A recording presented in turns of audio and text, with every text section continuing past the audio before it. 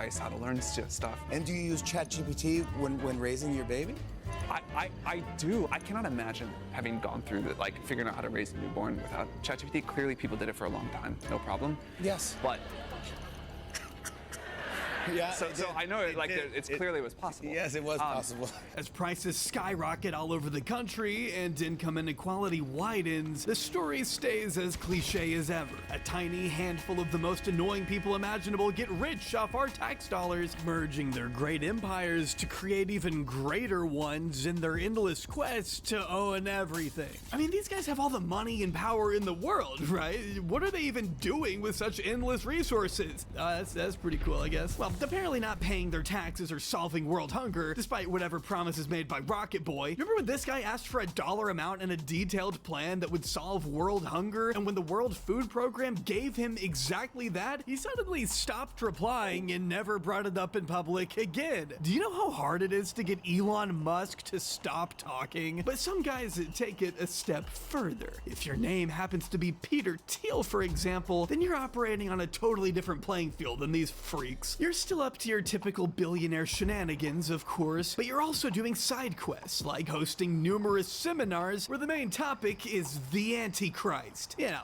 real regular stuff. He's just like me and you. I don't think it gets more dystopian than extremely rich weapons dealer obsessed with the Antichrist. I mean, if you were to write that in a script, it'd probably be thrown out for being too on the nose. While dishing out spy tech to various militaries and countless federal agencies, Thiel pushes forward on his own personal quest to uncover the true harbingers of the apocalypse. As of this moment, he's found the Antichrist to be emboldened by such wicked and unholy concepts as environmentalism and regulating Silicon Valley. Is that in the Bible? In Thiel's own words, the Antichrist is an evil king or tyrant or anti-messiah who appears in the end times. Now, I want you to just pause for a moment here, just close your eyes, and imagine who he could be thinking about when he says that. Who do you think fits that definition? Because Thiel certainly has some names in mind. Did you think of someone? Did you think of Greta Thunberg? According to Peter Thiel, the agent of the Antichrist might just be a 22-year-old froggy hat-wearing Swedish activist who committed the unthinkable crime of delivering food to starving refugees directly to a blood-soaked part of the world that Peter Thiel happens to profit from. You know, I'm guessing that's just a coincidence. And technically, to be fair, his exact words were that Greta was a legionnaire or shadow of the Antichrist. So not necessarily the Antichrist itself, but something close to it, I guess. But sure, it's this kid that fits the mold, and definitely not the guy who told the president's second in command to essentially ignore the words of the Pope, despite both men being supposedly Catholic. Because who knows? Maybe the Pope is the true Antichrist, right? I mean, if you ask me, Vince probably shouldn't be meeting with any Pope on account of what happened last time. In this third and final installment of our Peter Thiel saga, we'll be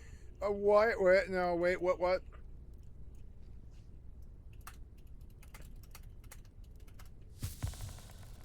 Oh no. Hello. How are you? Yeah, so good to see you. Thank you. Hello. So good to see you. God bless you and good morning. How are you? Find yourself happy Good. Yeah, thank you. Happy Easter to you, Father. Look, he's like a young Mr. Burns. He's gonna have a hunchback when he's old. Wonderful. Why do these weird right-wingers always have hunchbacks? It's like God's curse. I know you've not been feeling great, but it's good to see you in better health. Grazie. Anche buona Pasquale. Grazie, Santo Padre. Thank you. These are for your children. Okay, thank you. These are the gifts. These are also gifts for you as well. Thank you. It's The beautiful. Vatican tie, and then the rosaries for your wife, the white for your children, and the red one is for the red. Molto santità. Thank you very much for your visit. Of course. And thank you for seeing me.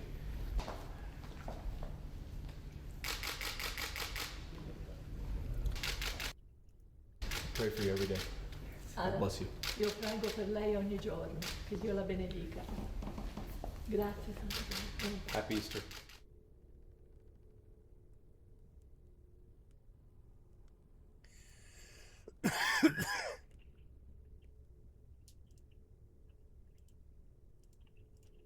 exploring his more vindictive side. We'll see Teal rise from one of the lowest points of his life to solidify himself as one of the most powerful figures in American politics, ravaging Everybody entire likes my media answer. outlets along the way and installing his own personal minions wherever he sees fit. Join me in shining a bright spotlight on the unchecked influence that Peter Thiel has cultivated and continues to wield to this very day. After all, in his words, being evil is far preferable to being incompetent.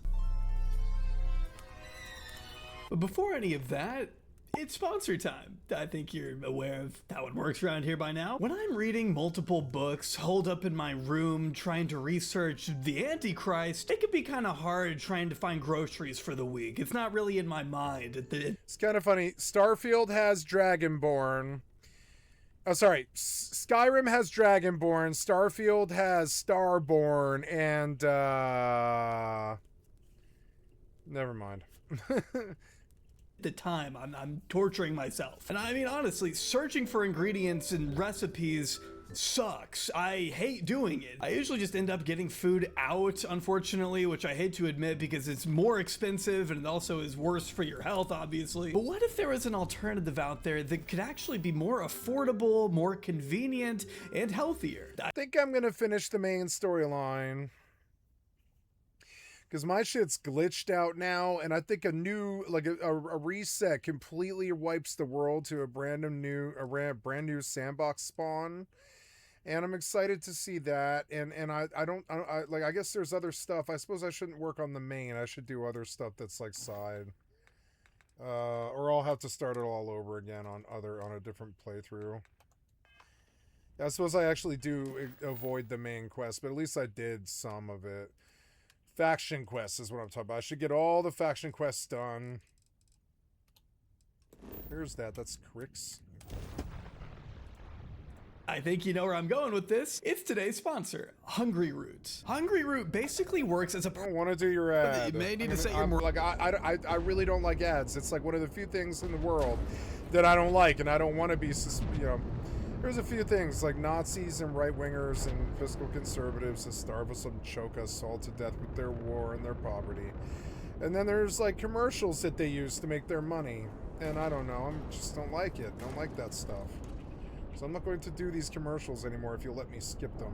Morality to the side, but picture this. It's the early... My morality goes to the side when I do that because these people are helping support me. I should help support the people who support them. But also, it's just another way to stick more and more ads on my fucking channel. I don't want it. You guys have inundated my viewers with ads. I don't want them to have to go through ads on my channel, you know? And that's another thing. I'm gonna just start skipping it for their sake. Early to mid 2000s. I thought for a while it was irresponsible to skip this other creators like ads if I was gonna watch their content. For like 4 years I've thought that. But now, I don't want to subject you guys to any more fucking ads than the culture already inundates you in, and I think that's a valid argument, you know? So, let's start skipping all these fucking ads. Fuck these You are ads. on top of the world. Your data analytics company has bought you a seat at the table with high-ranking government executives. You're riding high off your other main company selling to eBay for a staggering $1.5 billion, earning you personally a $60 million payday that you then sink into what will become one of the most valuable corporations of the 21st century. Meanwhile, your hedge fund is being called by SFGate one of the nation's most successful and daring hedge funds with $2.1 billion in assets. You're getting invited to speak at conferences and being praised as a kind of investing savant. More glowing profiles are being written about you than you know what to do with. The stuck-up mainstream institutions you've always loathed are finally lauding your name. From the New York Times to Fortune to Forbes, which went so far as to call you the philosopher king of hedging. Within the confines of Silicon Valley and those who report on its power brokers, you are seen as a god. But uh-oh, what's this? Someone's at the door. Who could it be? The worldwide financial crisis of 2008? Not who I was expecting for some reason. For perhaps the first time in his life, Peter Thiel was beginning to struggle. Whatever struggling means for a guy in his tax bracket anyway. In November of 2008, TechCrunch reported that despite a previous return of 58% on investments that year, Thiel's bets turned sour in October, with Clarium Capital, his company, experiencing an 18% hit that 1 month alone, wiping out all gains for that year and landing Clarium in the negatives. Max Chafkin wrote in The Contrarian that the Clarium investors had received an ominous letter from Thiel himself just a few months before Lehman Brothers, a Wall Street institution that Chafkin notes had survived the Civil War, the Great Depression, and 9/11, came crashing down and triggered the crisis. Speaking in such extreme terms that almost sounded biblical, Thiel warned investors that the entire human order could unravel in a relentless escalation of violence, famine, disease, war, and death. Against this future, he wrote, "It is far better to save one's immortal soul and accumulate treasures in heaven, in the eternal city of God, than it is to amass a fleeting fortune in the transient and passing city of man." I'll be honest, hearing those words from the guy in charge of my investment portfolio probably wouldn't fill me with the most confidence, I won't lie to you. But even as his prediction of a recession rang true, Chafkin reports that Thiel was unprepared to weather the storm. Precisely, he wrote, because he could not convert his big idea into a trading strategy. And by the end of 2008... I'm gonna sidetrack on the Peter Thiel stuff, and I'm gonna go take a look at...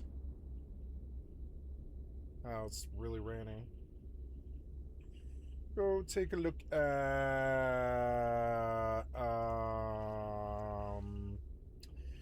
going back to take a look at Star Rupture Review. Is that what it was called? It's called Star Rupture. Oh, is Star Rupture just a satisfactory clone from Firespark? Worth your time and money? Gaming Bolt is usually good.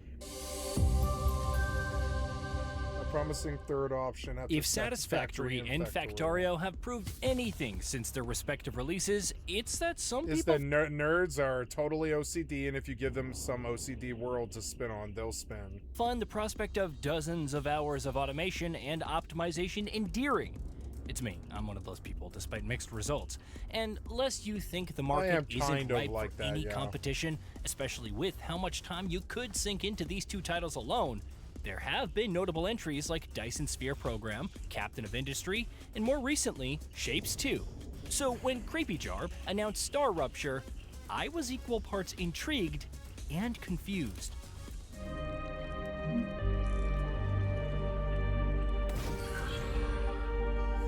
You keep turning my fucking subtitles off. It's so annoying. I don't like these type of games.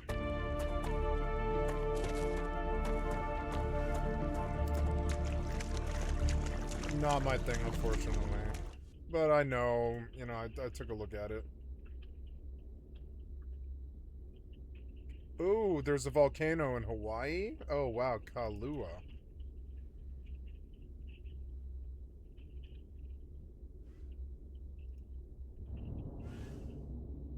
This is their big, oh man, it's called Bears in Their Teeth.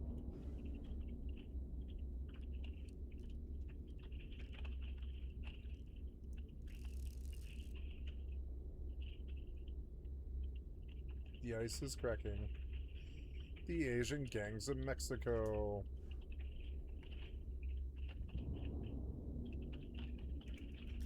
Matty Balls with the biggest lie in the music industry.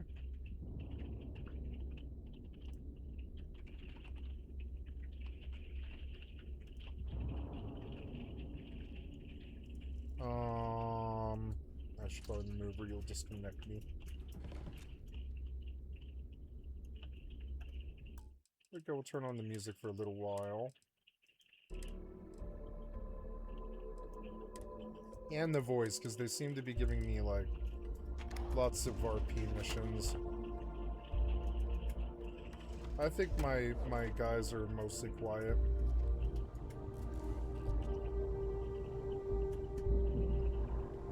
We may not have official security, defensive batteries online, so you just watch your butt out there. SysDef might be on your 6. So wait, what do I do? Eye of the Storm, install both the comp spikes, I'm gonna have to continue to Bannock 4 and retrieve. So Bannock 4. So I guess I leave, okay. Why would you give me a marker to where I'm going?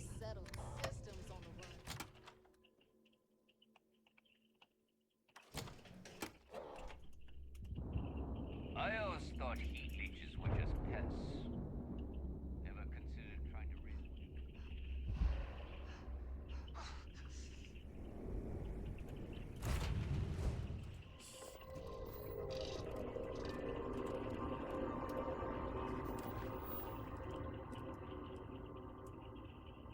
Starfield, install the comm spike module. Where do I go? It's not like letting me go to destination.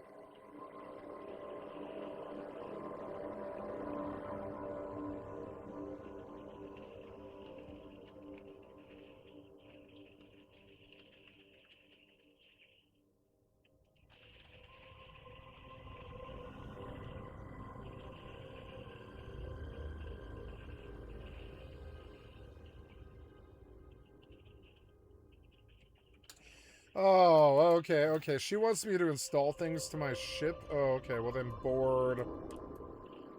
Okay. I never ever would have figured that out. I'm learning to ask the AI every time one of these piece of shit developers wants me to read their mind. And then somebody from the future who's gotten further than me comes back with an answer so I don't have to read their fucking idiot piece of shit developer minds. Yeah, I gotta go talk to her, huh? Yeah, that's why they keep trying to direct me back to her. I'm supposed to put 2 things on my ship, I guess. You could just tell me, like, you have to put 2 things on your ship, and I'd be like, oh, okay. You don't say that, so how the fuck would I know? I'm not paying attention to this stupid game. I need to get those defensive batteries online, so not a problem.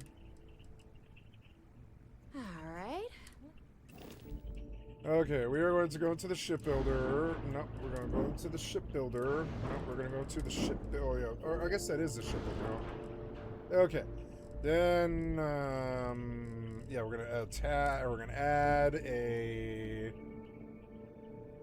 weapon mounts or equipment. Find the equipment tab. Okay, equipment tab. Comm spike and conduction grid. Sounds good. G. Comm spike.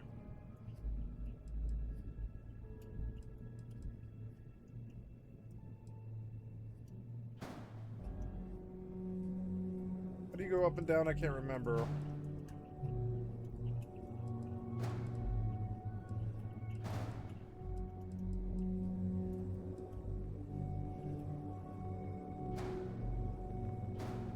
Oh, there. It was on the bottom, I guess. It wanted me to do it on the bottom. 2 warnings. Reduce mass or add engines to improve. But I don't want to do that.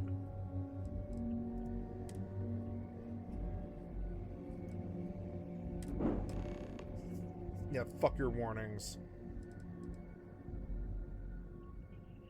I mean, I guess I could copy engines, like put another engine, I guess. I don't know. I think I'm fine. I don't know, can I duplicate or whatever? So I want to add... Oops. Shit, did you do it? You have somewhere to be? Did you do it? Sure. I don't know. Did you actually do it? In the shipbuilder, did you add these things? I think you did. I think you did. I think. So now, do I have credit? Proceed to Bannock 4. I do. So, go. Oh, good. I don't have to leave. Good.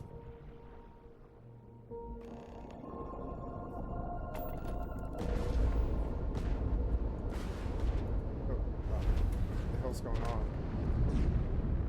Okay, so the inductor thing's helping me with this. Okay.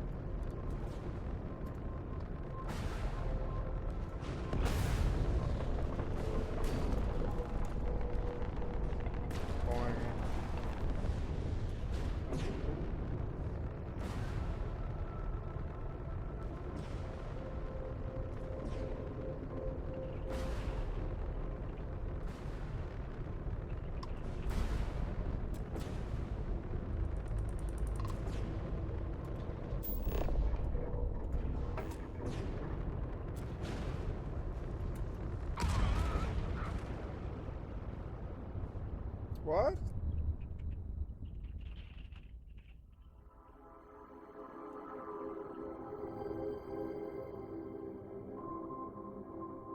Did I die or something? No, I think I got where I was going. Oh, I think I did die or whatever. What?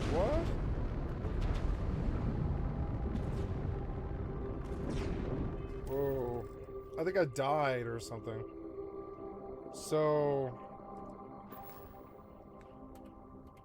I want to go and get rid of this. And I want you to go to Mission Factions, Eye of the Storm. Board the Galbank transport.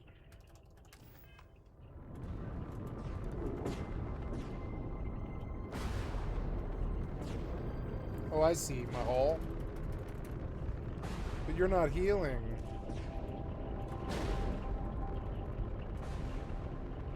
Why aren't you healing? Yeah, you're not healing. Why aren't you healing? I don't know.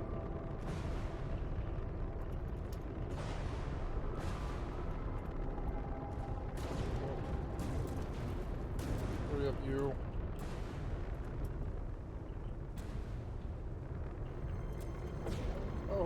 Repair.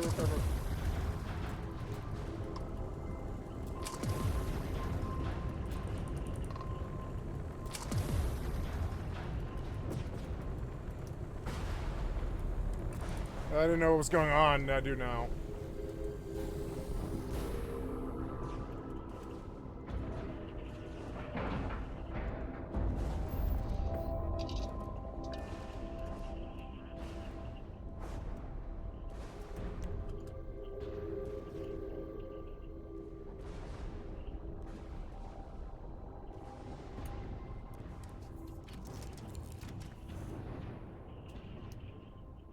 And this faction mission was a lot crazier than I thought it would be.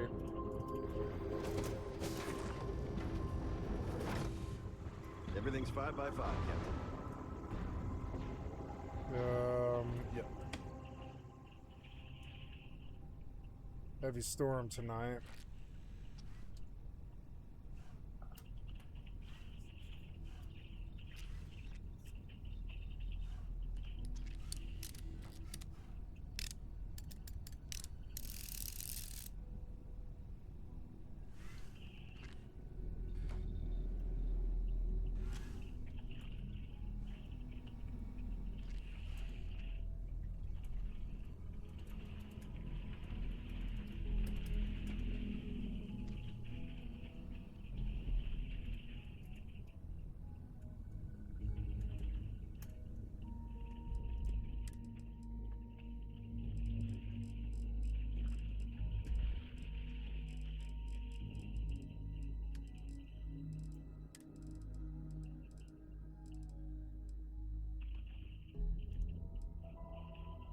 Damn 10K.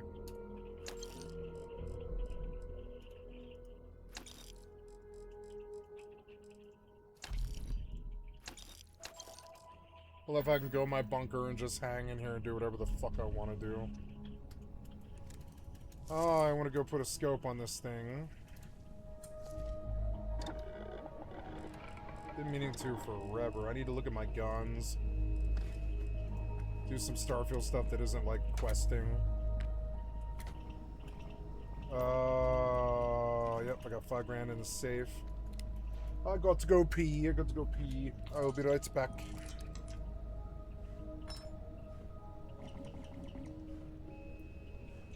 Okay.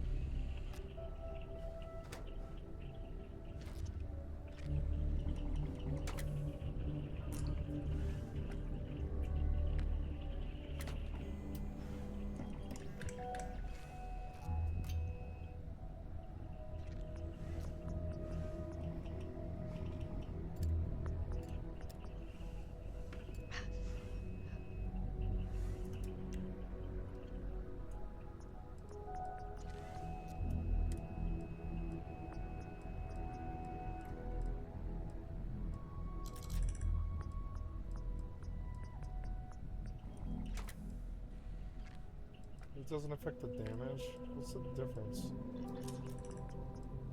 Oh well.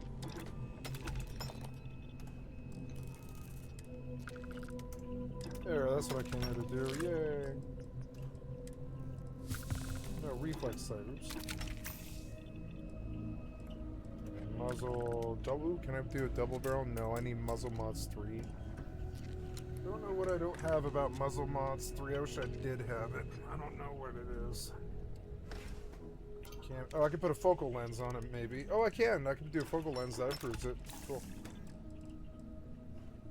Focal lens, standard stock, ergonomic stock. Nice upgrades on this thing. Can't do annihilator rounds. No mod, amplifier, or overclocks, but I don't have the internal mods 3. Bashing, staggering, frenzy. I don't think I have any other options. So. Alright, and that's that modded weapon. This Bridger is sort of weak now.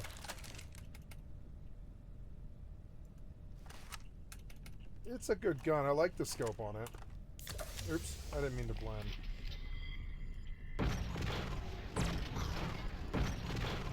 Oh yes, that's going to make this much better. I can actually like hit somebody with a... It's like a slug shotgun now. Yeah, it is like a slug shotgun now. Oh yeah, that's going to be very good.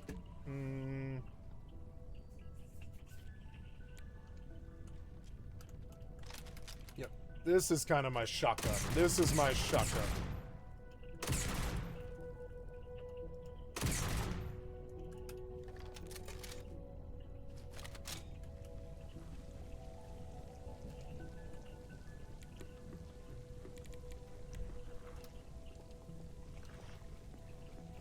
$36 mil, I'm making good money now.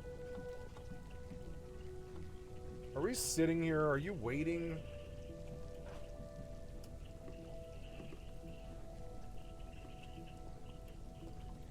Why are we sitting here?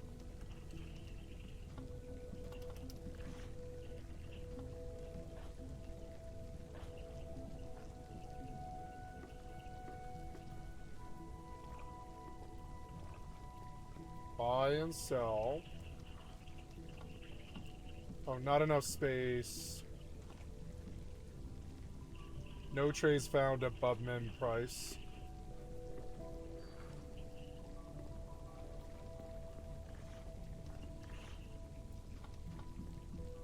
Oh, so we're just sitting here. Okay, well... Oh, so we sold that guy out. Yeah, we did. So... But it was good.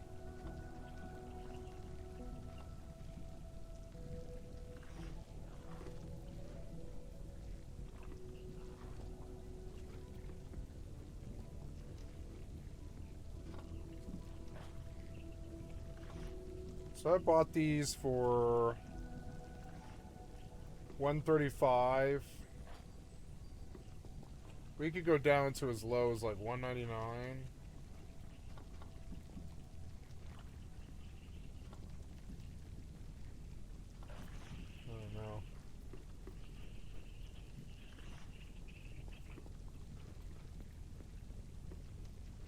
No, we did find sales, I guess. I might have to tell all the other ships to do that. Oh, unassigned.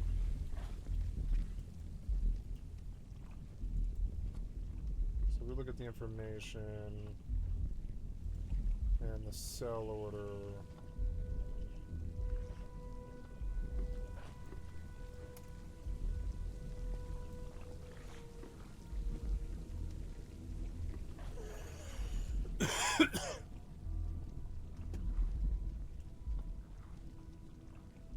That fixes it.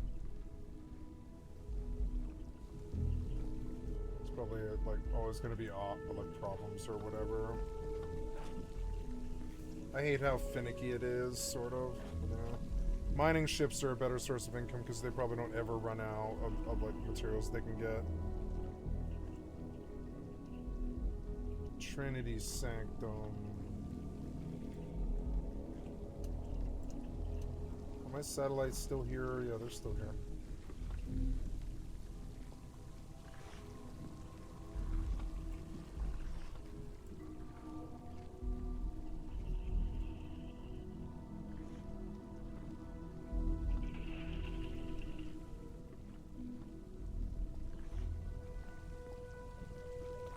Down to like 200 or something.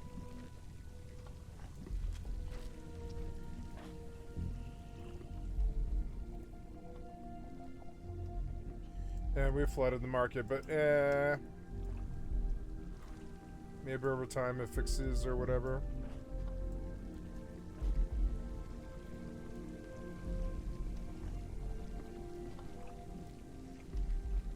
Gotta fix all their things because their buy orders are a little wonky.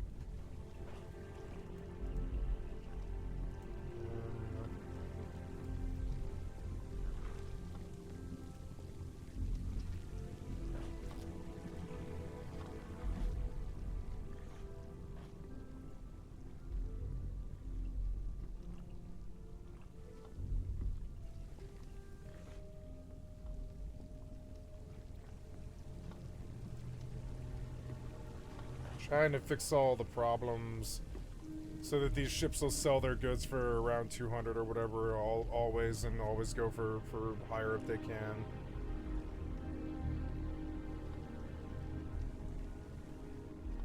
And now they'll sell them down to like 259 if they'll just keep buying them. And they glitched, but you know, and not too badly. I should have bought mining ships. They're kind of more fire and forget. Yeah, I'll set up like a whole fleet of mining ships in 18 billion, I think. Thought I already did, but I think I lost all my ships there. Sick. It just doesn't feel right. Oh yeah, am I sick? No, I think I took care of it, huh?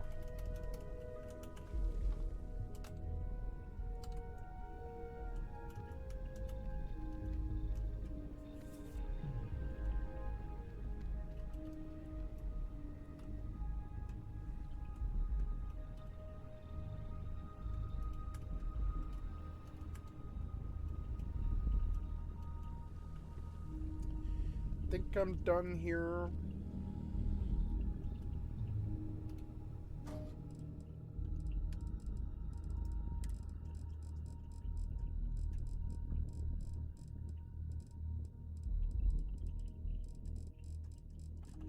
Okay, oh no, I'm not done here, no. I came here because I needed meds and I forgot all about that part of it. So, yeah, I need meds from the Trade Authority. I mean, it's faster to just buy it out, I think. Yeah, I think I probably will just buy it out. Fuck it. No, stop that. Oh, please don't do that.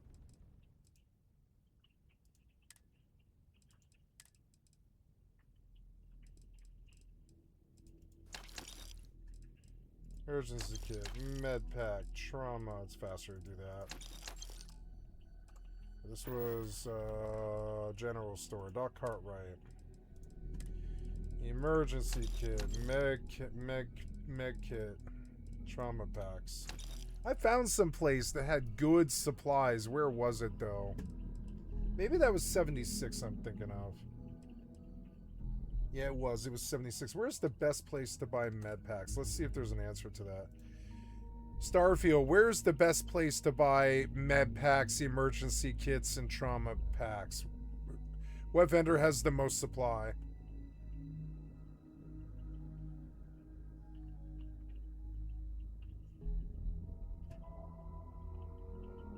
Reliant and the Clinic. Yeah, so I'm gonna buy them all, so it doesn't really matter.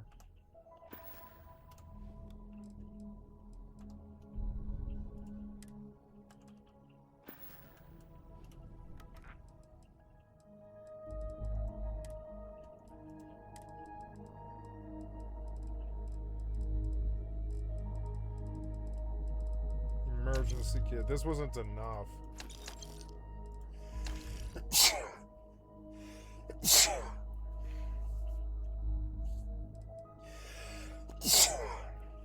I don't know, maybe I have enough trauma packs to get by. No, I'm probably gonna have to buy out the whole thing like 2 or 3 times. What's CJ's? It's like, oh yeah, it's like food. Don's Roost. Liquor. EIT is apparel. Jemison Mercantile. Med pack.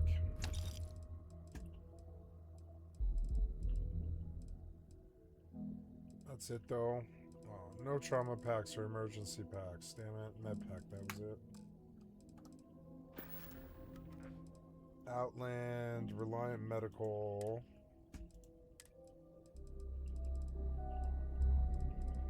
Oh, I bought them out. Oops. Reliant Medical. Trade Authority.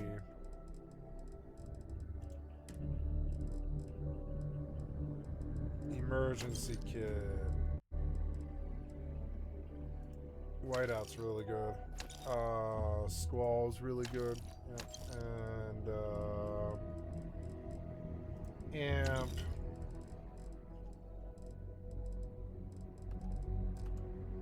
Okay, this was the Trade Authority, UC Distribution, Amp, Med Packs.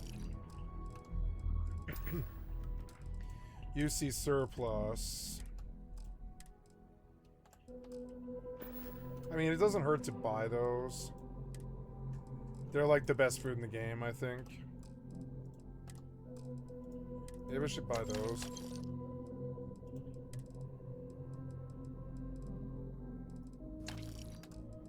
Oops.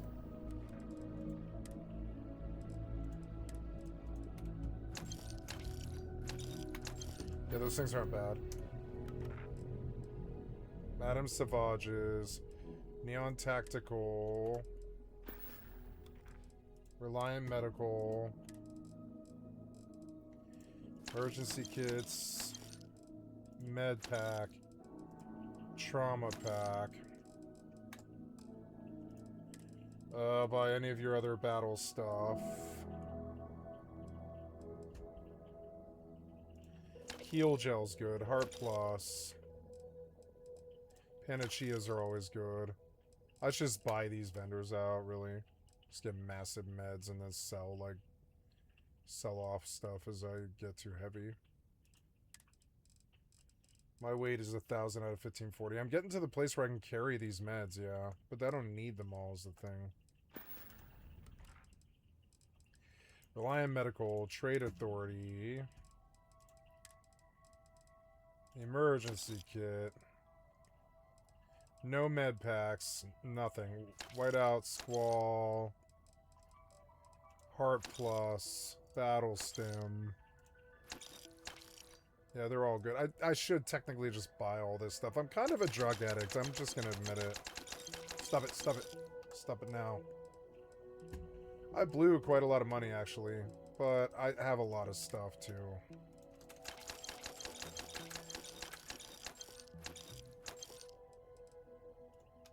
I have a lot of stuff. Superior Mag Shear, but this is the DX50.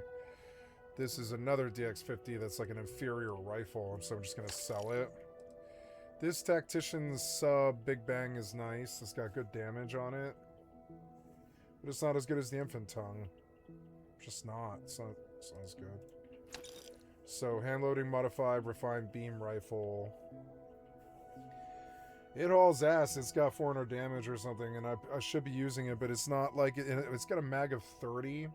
Maybe I should test the action on it, I guess. Out of my way.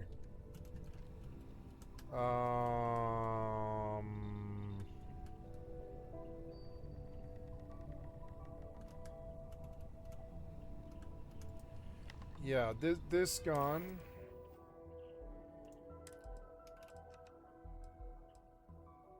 Yeah, this nice mag shear, but I don't have any rounds for it. I'm going to put it on the wall. That mag shear is dope, but it's like all it's gonna do is take up space. It's a nice weapon, but I do not have the ammo for it. Get out of my way, you fucking assholes. I'm trying to jump so I can get past you.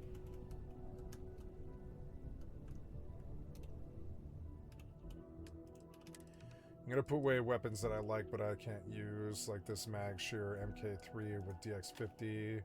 Gotta test the action on that thing. The mag sniper, I'm not gonna use it. I don't like the action on it. I don't know what the difference is between a particle beam rifle and I guess they're both the same thing. It's just this thing's got more damage, I guess, but it doesn't have all the mods and everything.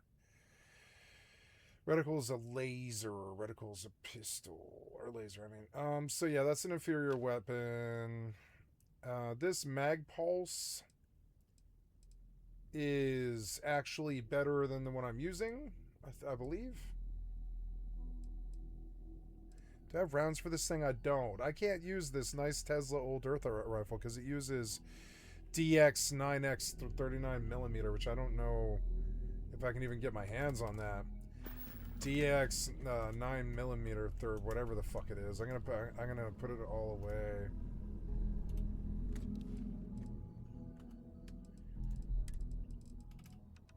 Yeah, these things I don't have ammo for. I'm just gonna put them away.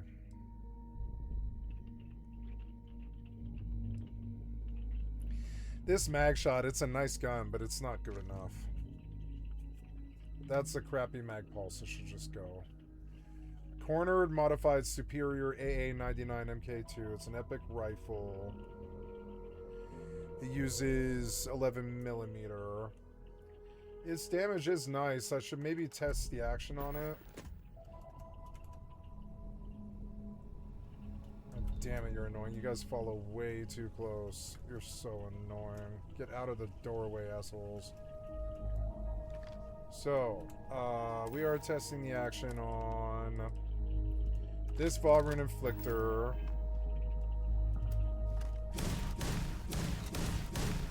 I'm gonna have to charge my headphones here. I mean, it is a nice weapon. It's got a nice mag and it's got nice accuracy. Oh, time to charge my headphones.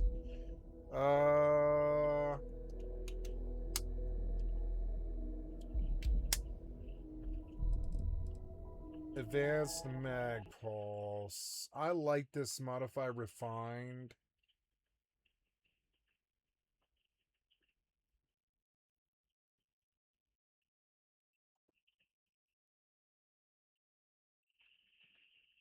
I do like this thing. I should modify it maybe. I have to switch the sound.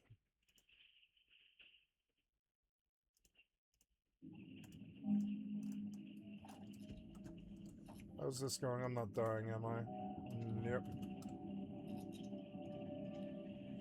A bunch of my escort is gone now, but I've been able to conduct business.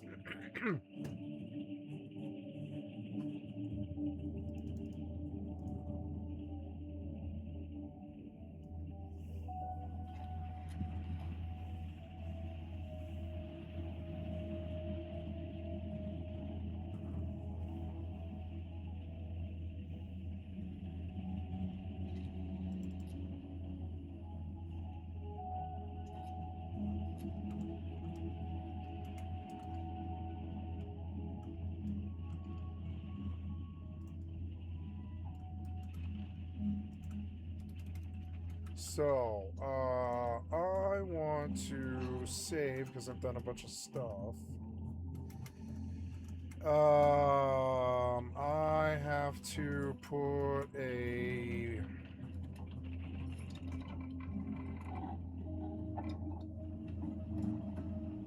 AA-19 level 19. Let's see, but no, I want to take a look at this thing I've got equipped. Stabilizing barrel, laser, recon laser sight, iron sights, recon scope, reflex sight, short scope. Maybe I do kind of need a scoped weapon.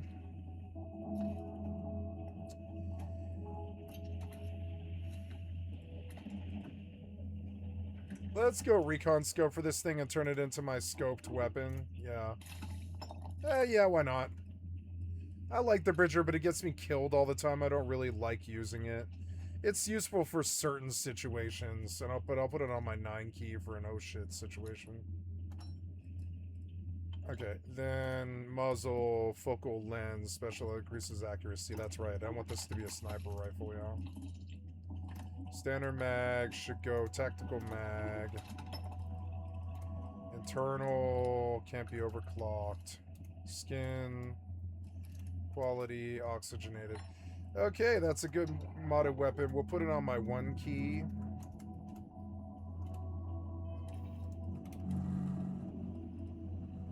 Yeah, this thing jumped in value too to 137 after I modded it. I like the Bridger, but the Bridger. This Bridger, it's good. But you know, eh.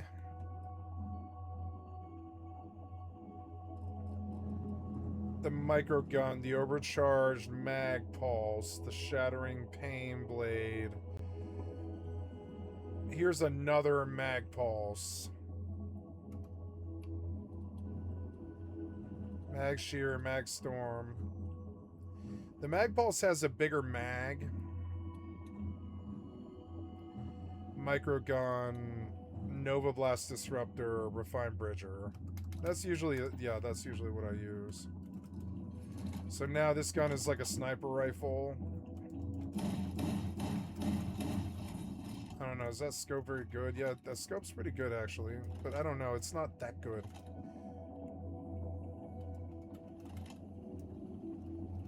I don't know if I want I don't want the scope that's on it, because it obscures the screen too much for what I want. Or I don't know, it does zoom you fucking far though, maybe. I don't know, let's see what the other scope is like and see if I like it more.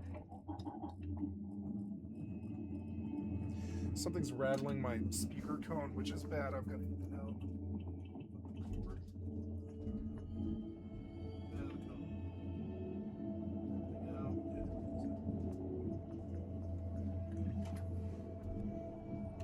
Okay, it's 1 o'clock. At 2, I'll plug my headphones back in.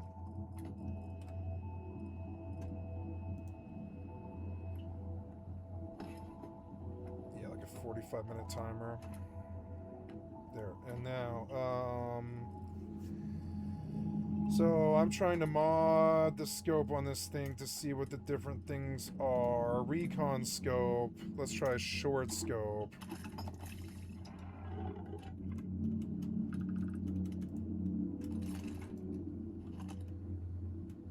I like this better than the other one.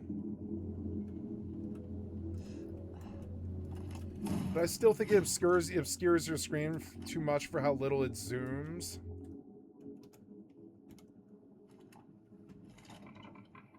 I think I'm just going to put a reflex on this.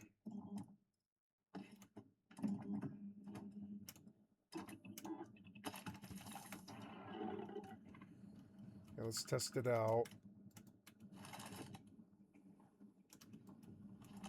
Yeah, that's better for what I'm trying to do.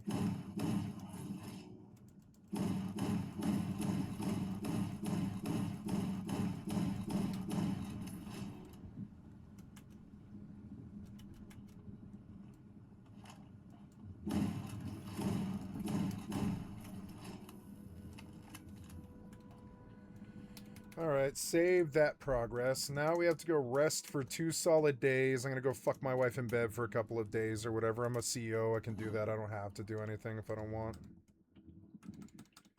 And,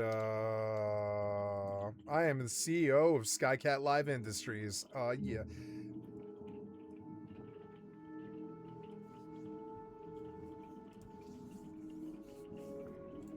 As listeners, I think many of us tend to assume that the artists we are listening to are writing their own music, or at the very least, they're writing some of the songs. But throughout the history of the music industry, actually the majority of its history, most of the big artists did not actually write their songs, they just performed them. And while a lot of the time songwriters were credited, many other times they weren't, which people nowadays refer to as ghostwriting. Like I said, as listeners, we often tend to assume that our favorite artists are writing their tracks, but it's actually insane how little that is the case in mainstream music and how pervasive ghostwriting is in the music industry. So to truly understand the scope of this phenomenon, we need to look at the inception of the recording industry. You might assume that ghostwriting is more of a modern occurrence, but you'd actually be wrong. Ghostwriting has been a part of music since the very beginning. Mozart even worked as a ghostwriter, if you could call it that, where he was paid to make songs for rich people, and then the rich people would just pass them off as their own. In fact, in the 50s and early 60s, when modern popular music was born, that was really the golden age of ghostwriting. Huge artists like Elvis or Frank Sinatra wrote virtually none of their songs, and in many ways, a lot of the artists of this period were mostly just performers and vocalists. Usually, songwriters were credited on the records, meaning it's hard to call them ghostwriters, but in a lot of other cases, they weren't. It was only recently, for example, that we learned that many of Sinatra's songs were wrongly credited to a guy named Axel Stordahl, when in fact some of them have been written by ghostwriters like George Sharabo and Lowell Martin, who to this day are not properly credited. Even some of the musicians from this era who claim to write their own songs may have also been secretly using ghostwriters. Chuck Berry might be the father of rock and roll, but according to his pianist Johnny Johnson, he was also a fraud. Johnson actually sued Berry in 2000, alleging that he had co-written songs like Johnny Be Good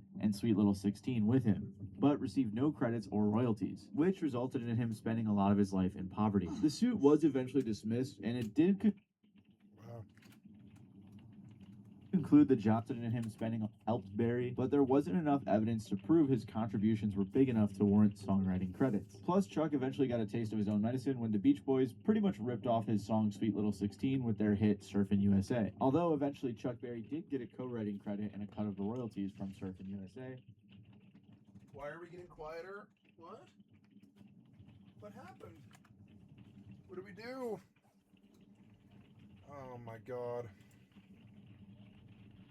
Ugh. But throughout the history of the music industry, actually the majority of its history, most of the big artists did not actually write their songs, they just performed them. And while a lot of the time songwriters were credited, many other times they weren't, which people nowadays refer to as ghostwriting. Like I said, as listeners, we often tend to assume that our favorite artists are writing their tracks, but it's actually insane how little that is the case in mainstream music and how pervasive ghostwriting is in the music industry. So to truly understand the scope of this phenomenon, we need to look at the inception of the recording industry. You might assume that ghostwriting is more of a modern occurrence, but you'd actually be wrong. Ghostwriting has been a part of music since the very beginning. Mozart even worked as a ghostwriter, if you could call it that, where he was paid to make songs for rich people, and then the rich people would just pass them off as their own. In fact, in the 50s and early 60s, when modern popular music was born, that was really the golden age of ghostwriting. Huge artists like Elvis or Frank Sinatra wrote virtually none of their songs, and in many ways, a lot of the artists of this period were mostly just performers and vocalists. Usually, songwriters were credited on the records, meaning it's hard to call them ghostwriters, but in a lot of other cases, they weren't. It was only recently, for example, that we learned that many of Sinatra's songs were wrongly credited to a guy named Axel Stordahl, when in fact some of them have been written by ghostwriters like George Sharabo and Lowell Martin, who to this day are not properly credited. Even some of the musicians from this era who claim to write their own songs may have also been secretly using ghostwriters. Chuck Berry might be the father of rock and roll, but according to his pianist Johnny Johnson, he was also a fraud. Johnson actually sued Berry in 2000, alleging that he had co-written songs like Johnny Be Good and Sweet Little 16 with him, but received no credits or royalties, which resulted in him spending a lot of his life in poverty. The suit was eventually dismissed, and it did conclude that Johnson had helped Berry, but there wasn't enough evidence to prove his contributions were big enough to warrant songwriting credits. Plus, Chuck eventually got a taste of his own medicine when the Beach Boys pretty much ripped off his song Sweet Little 16 with their hit Surfin' USA. Although eventually Chuck Berry did get a co-writing credit and a cut of the royalties from Surfin' USA, the same was not true, however, of the Beach Boys' hit Fun Fun Fun, which pretty clearly took a lot from Johnny Be Good. Overall, it seemed like the 50s and the early 60s had a much more relaxed attitude towards ghostwriting or properly crediting musicians. James Jamerson, for example, is today regarded as one of the greatest bassists of all time, playing on virtually every major Motown hit of the 60s and early 70s. But Motown only began crediting session musicians in the 1970s, meaning we don't actually know just how many songs he played on. Plus, many of the bass lines we think he came up with may actually have been the work of a different musician called Carol Kay instead. All of this changed, however, when four guys from Liverpool came into the scene: the Beatles. In the early 1960s, the Beatles weren't the first band to write nearly all of their songs themselves, but they were so insanely popular that they kind of reshaped listeners' expectations around them. One of the Beatles' big appeals was their authenticity. They seemed like real people. Fans weren't just connecting with their music, but they also connected with the members as as well. So in the wake of the Beatles' success, ghostwriting and songwriters separate from the artists in general sort of disappeared across the industry, or at least it was a bit more low-key. You had artists like Pink Floyd, Queen, the Rolling Stones, and many more groups which all wrote most of their own music. In fact, the listeners' expectations had changed so much that in the mid-60s, we saw the first ever ghostwriting scandal involving the Monkees. The Monkees might be a little bit forgotten by now, aside from a few hits like I'm a Believer, but at one point the Monkees were extremely successful. They were up there with the Beatles in terms of popularity, especially with their album More of the Monkees. They were so successful because they were kind of like the American Beatles. I mean, they even looked a little similar. Audiences, particularly outside of the US, would have no reason to think that they were different from any other band, made of a group of friends writing their own music. Unlike early releases from artists like Frank Sinatra, which listed the songwriters on the back of the album covers, the Monkees did not do that. But it turned out that the Monkees were a fictional band created for an NBC sitcom called The Monkees, and the band members were all actors who not only didn't write the music, but they didn't even play their own instruments. Their singing was the only contribution. The problem was that the Monkees album soon became far more successful than the Monkees TV show, and the music was sold in international markets where the show wasn't shown. Plenty of people had assumed that they were listening to the work of a few normal guys from California, not a somewhat corporate attempt at replacing the Beatles, where the band members weren't even playing their own instruments. When people found this out, often they felt duped. As a result, the Monkees became deeply uncool. One writer described them as rock's first great embarrassment. Well, to this day, they have not been inducted into the Rock and Roll Hall of Fame, which band member Peter Tork blamed on the music industry holding a grudge against them for not writing their own songs. So in less than a decade, the music industry had completely changed. In the 50s, songwriters and artists were, in the mainstream at least,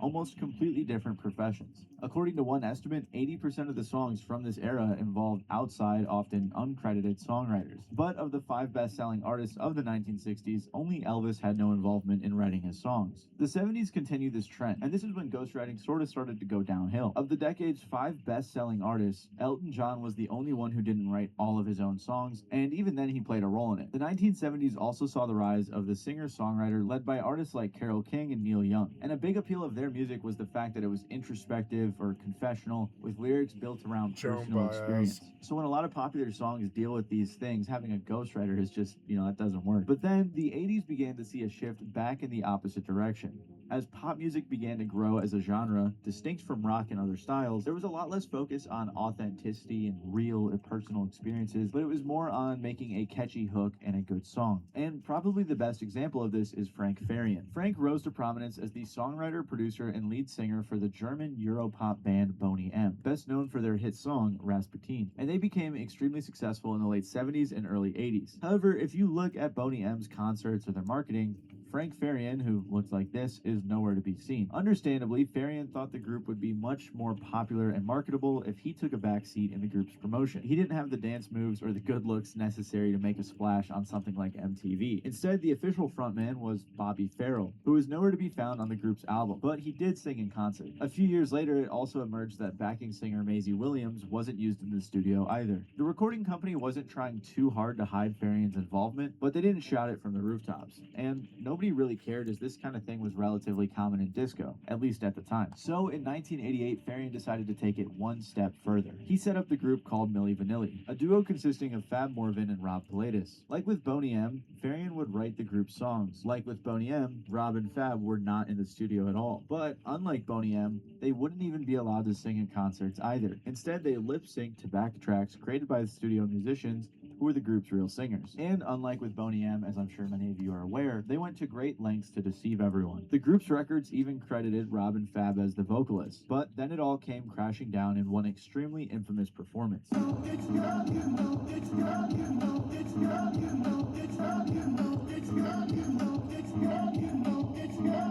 This result, and boom, canceled.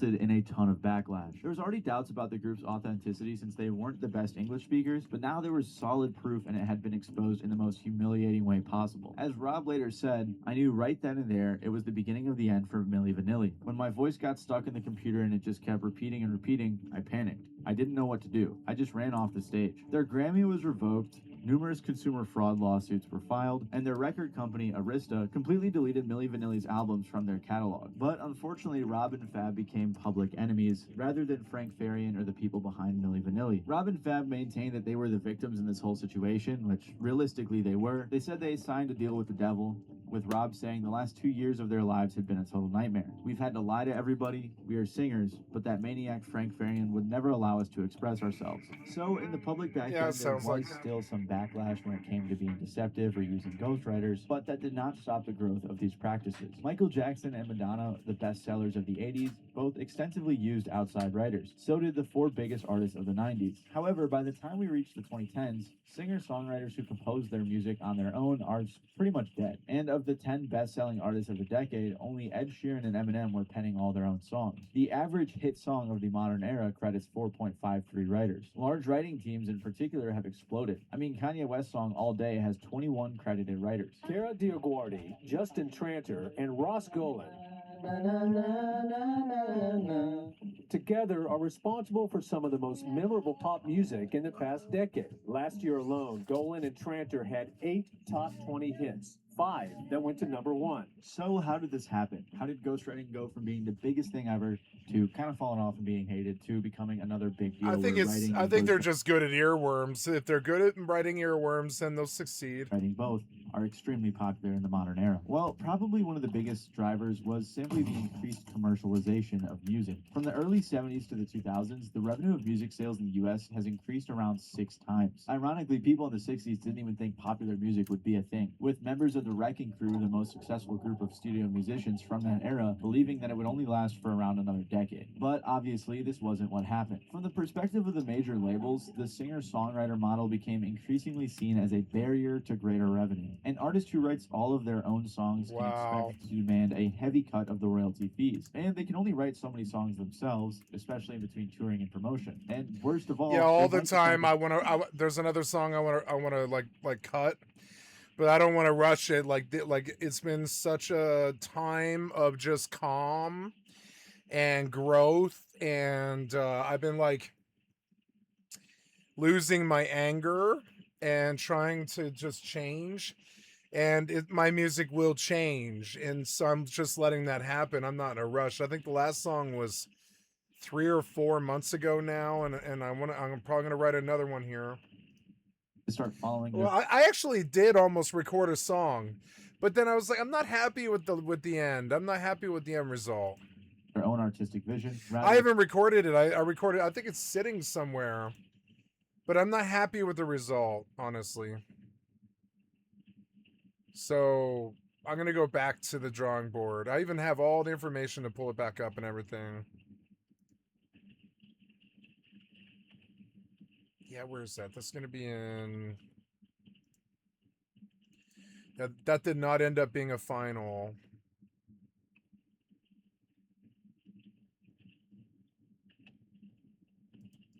That's okay.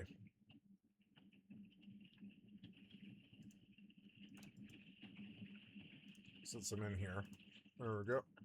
Than chasing trends and record sales above all else. Outside songwriters, however, have none of these problems. Teams of dozens of people can obviously put out music extremely quickly. Their lack of star power means you can get away with paying them less, and their whole job involves learning to imitate and conform to whatever styles are selling best at that particular moment. As one anonymous music manager put it, I saw a pop star on TV once going, "I'm writing my new album myself," and I just thought, you stupid fool. You're a decent pop star, but you're not a writer. If you've got Max Martin writing you a song, why turn it down? The fact is that performing and writing are different talents. Speaking of Max Martin, you have producers and writers such as himself or Dr. Luke, who together are responsible for roughly 46 #1 songs, from artists like Taylor Swift, Britney Spears, Katy Perry, The Weeknd, Ariana Grande, Kesha, Doja Cat, Kelly Clarkson, Miley Cyrus, and many more. Now, throughout this video, I've been using the words writers and ghostwriters interchangeably, but there's definitely a difference. Ghostwriters aren't credited, and songwriters are. However, that distinction is becoming increasingly hazy. In the era of physical media, it was pretty easy to see who was writing the songs you were listening to, as pretty much every record would list the songwriters on the back. But you might have listened to, for example, To Pimp a Butterfly a few times without ever hearing the names Terrence Martin and Rose McKinney, despite the fact that they collaborated with Kendrick in writing writing multiple songs on the album. As one writer, Gregory Taylor, said, a lot of times people think, oh, they got the credit, so they're not a ghostwriter. But you kind of still are if it's not common knowledge that you worked on the record. And this isn't necessarily a problem. For example, large collaborative writing teams have resulted in some great albums, like Kanye West, My Beautiful Dark Twisted Fantasy being a great example. On a remote Hawaiian island, he set up what one journalist called a rap camp with dozens of rappers, writers, and producers collaborating over many months, with Kanye's primary role being that of a musical chairman. The result was an album which credits in total 56 writers and producers. We also don't know the extent to which a writer is helping write a song even when they are credited. They could have written the entire thing or one line.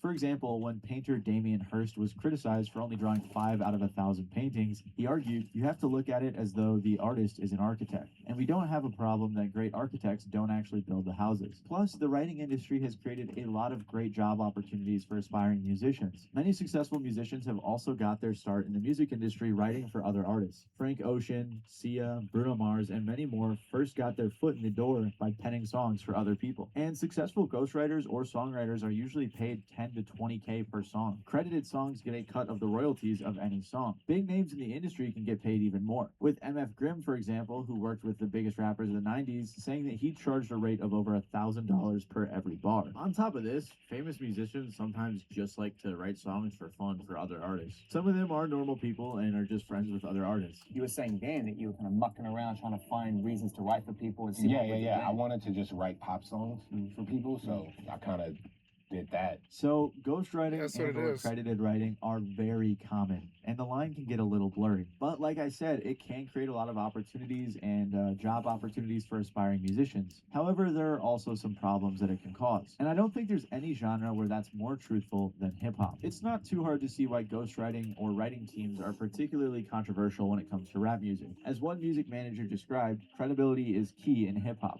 In R&B, for instance, the majority of the stories are about love and sex. They can relate to anyone. But 50 Cent rapping about being shot 9 times, that's personal. Rap lyrics should be hyper-personal and hyper-localized. If I ever need a ghostwriter, I need to just fucking put the mic down. Anybody out here that does use ghostwriters, that's fine. If that's what you do, that's fine. There are other reasons as well. Like bragging about your skill as a rapper is a major part of hip-hop as well, and you can probably name a bunch of rap songs where people are doing this. Obviously, you can't brag about being the greatest rapper and then not actually write your own songs. The art of writing is also just far more integral to rappers than it is to other kind of vocalists. Lyricism is a core part of hip-hop where it's not quite as important in other genres. You can be a great singer without ever writing your own lyrics, but whether you can be a great rapper without actually penning your own bars is a lot more debated. Historically, though, ghostwriting has been integral to hip-hop as much as it has been in any other genre. Rapper's Delight by the Sugar Hill Gang, which is widely regarded as the first hip-hop hit song of all time, featured many rhymes written by the uncredited Grandmaster Caz. One of the group's members' managers had borrowed Caz's personal book of rhymes, and several lines from it were lifted directly into the song, without Caz ever being credited. Additionally, you might not know just how many rappers have written bars for other people. Nas, for instance, was behind Will Smith's Getting Jiggy With It. Method Man worked on Old Dirty Bastard's debut record, and Jay-Z actually wrote pretty much all the lyrics for the iconic Still Dre. As one journalist said of ghostwriting, it is the hip-hop apprenticeship, a way for a young talent to learn their craft and bring new life to fading stars. A lot of ghostwriters in hip-hop are rappers who didn't make it.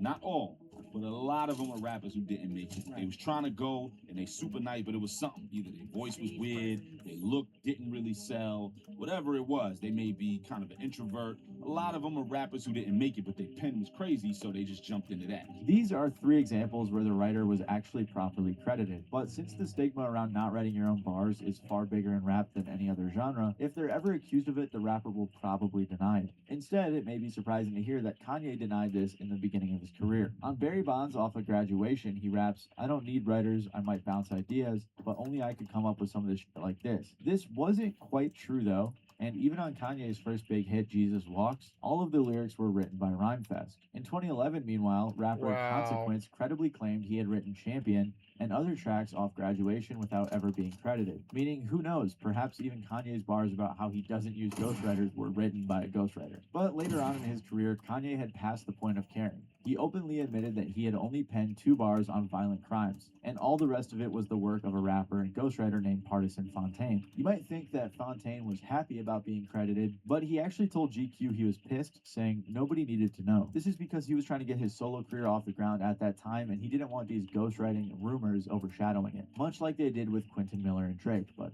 we'll get into that soon. This is another problem though when talking about ghostwriting in hip-hop. It's shrouded in mystery. Ghostwriters themselves are often reluctant to disclose the truth because not only do they sign NDAs, which legally prohibits them from discussing it, but if they're known to have a loose mouth, it could very likely damage their career. As ghostwriter Shaquan Lewis says, "I make more money when y'all ain't talking about ghostwriting. It's better business for me when nobody cares."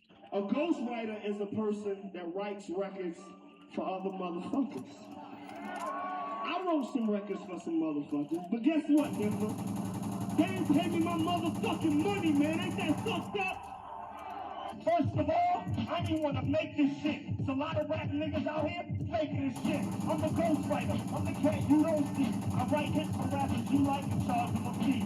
Don't get me wrong, dog. It's a cheddar that counts. But fuck Puff Daddy, cause this fucking check bounce. You know about you around those niggas? And like I said, there's never been a more infamous example of ghostwriting than with Drake. Back in 2015, Drake and Meek Mill collaborated on the track Rico from Meek Mill's album Dreams Worth More Than Money. This eventually sparked one of the biggest rap beefs of the 2010s. Meek tweeted, "Stop comparing Drake to me too. He don't write his own raps." He later even said that if he had known that Drake didn't write his own bars beforehand, he would have never let him on that track, saying, "I don't trick my fans." Meek specifically identified an up-and-coming rapper named Quentin Miller as Drake's ghostwriter. Pusha T also referenced him on his track Infrared with the line, "It was written like Nas, but it came from Quentin." But it turned out that Quentin Miller wasn't actually a technical ghostwriter at all. He had actually been credited as a writer on 4 songs from Drake's mixtape. If you're reading this, it's too late. However, it is also possible and even likely that Quentin Miller did ghostwrite on some Drake songs and just never got credited. Miller himself actually accused Drake of not properly paying him, saying, "I never got a single publishing check off any song. I had to feed my family off getting paid under the table." This kind of thing is extremely common, and a lot of ghostwriters have been scammed out of their deserved earnings at one point or another. And Quentin wasn't happy with Meek Mill either, saying that he believed he robbed him of a big year,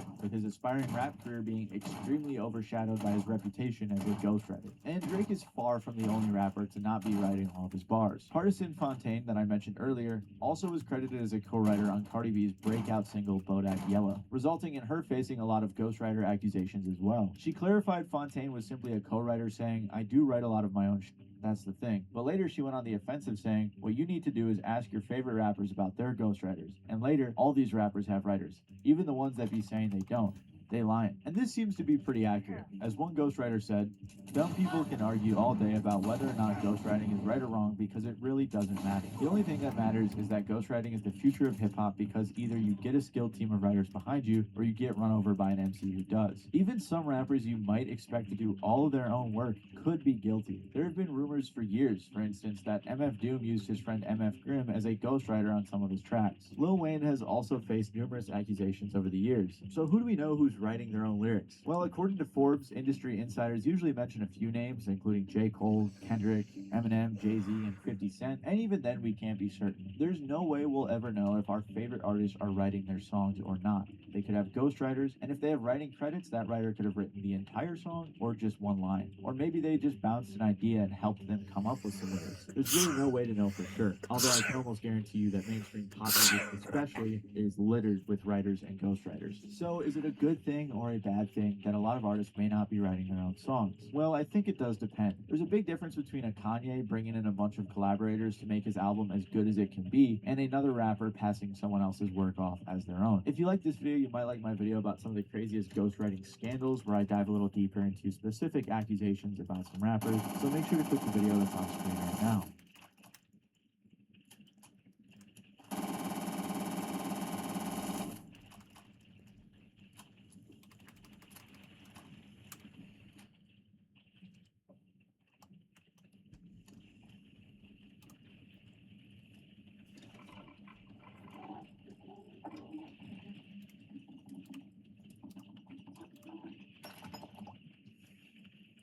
Its value is 4,000. That's it.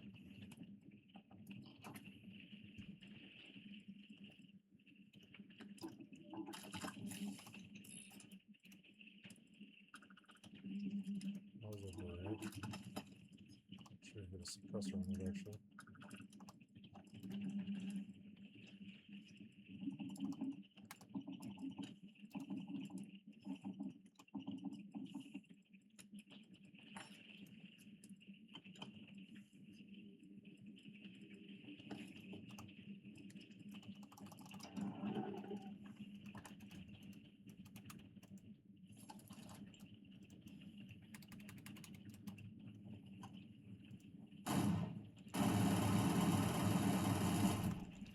I like this gun a lot. I'm glad I looked.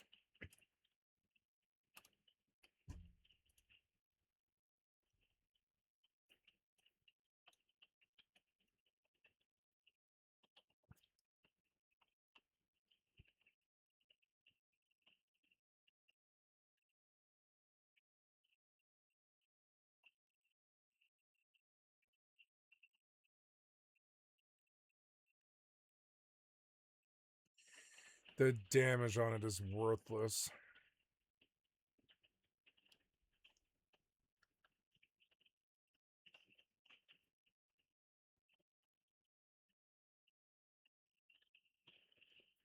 Worthless. It's a nice fire, but I can't. Unfortunately.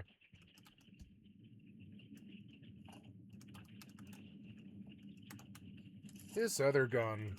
So this is a good gun. This is now a slug rifle. This thing's good, and it really does pull. It pulls.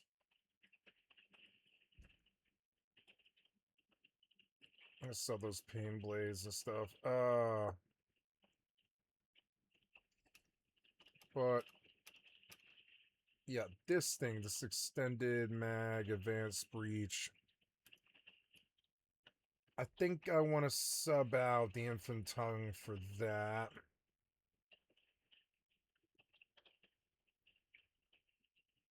Oh, the infant tongue. I don't know. The infant tongue is good, but like a proper shotgun might be good there. And I will put the infant tongue on 4. This penumbra's pretty good.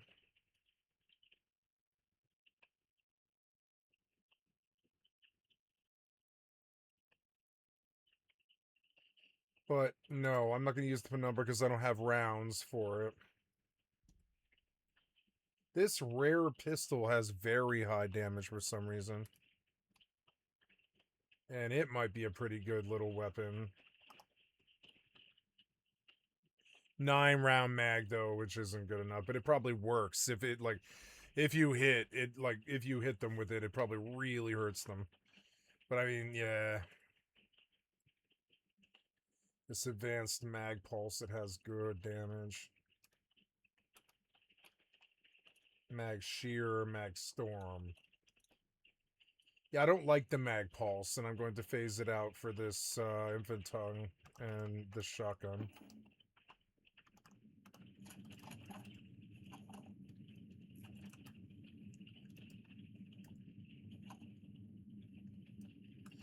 I think I probably do need the scope on this weapon.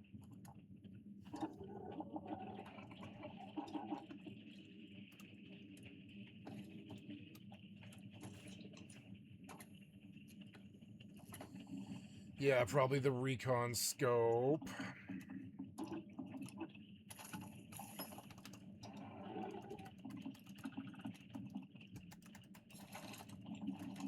I mean, it's alright. It's a good weapon. And, oops. Now.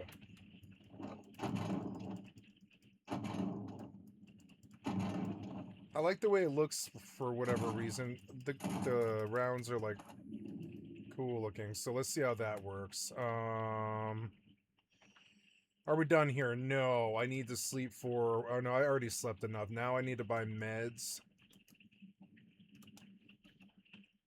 2008, Teal was down roughly 5%, triggering pensions and sovereign wealth investors to pull their money out of Clarion, effectively ending his career as a professional hedge fund manager in the words of Chafkin. But even outside of his reputation as an investor, cracks were beginning to appear in Teal's personal life. See, Teal is someone who has always benefited from scheming in the shadows, and the more he spoke openly, the more he seemed to gross people out. In 2009, Teal wrote an infamous article for the libertarian Cato Institute that appeared to decry women having the right to vote as one of the reasons democracy hasn't worked, writing, "Since 1920, the vast increase in welfare beneficiaries and the extension of the franchise to women, to constituencies that are notoriously tough for libertarians, have rendered the notion of capitalist democracy into an oxymoron." The Huffington Post reported in 2016 that Teal did later clarify his statement with, "While I don't think any class of people should be disenfranchised, I have little hope that voting will make things better." The Post points out here that he didn't actually walk back his initial statement, ever. Instead, the Post said it was Teal's hope that readers would latch onto a different part of his essay. Charged with the prospect of moving beyond politics, Teal had pointed to 3 new technological frontiers that may one day provide us a kind of escape: outer space, cyberspace, and the most bizarre of all, seasteading.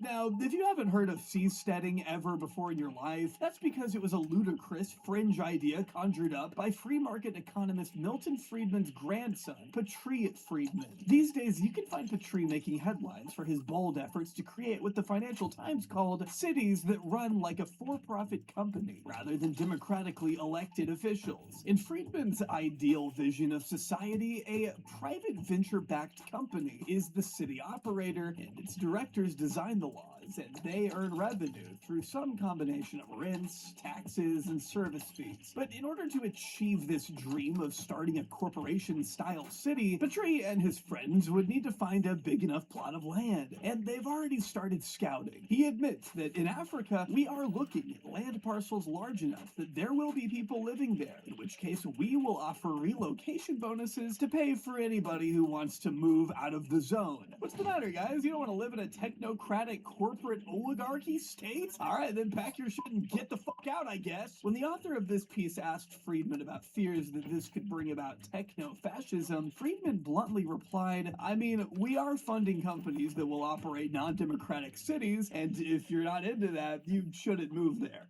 Awesome, man.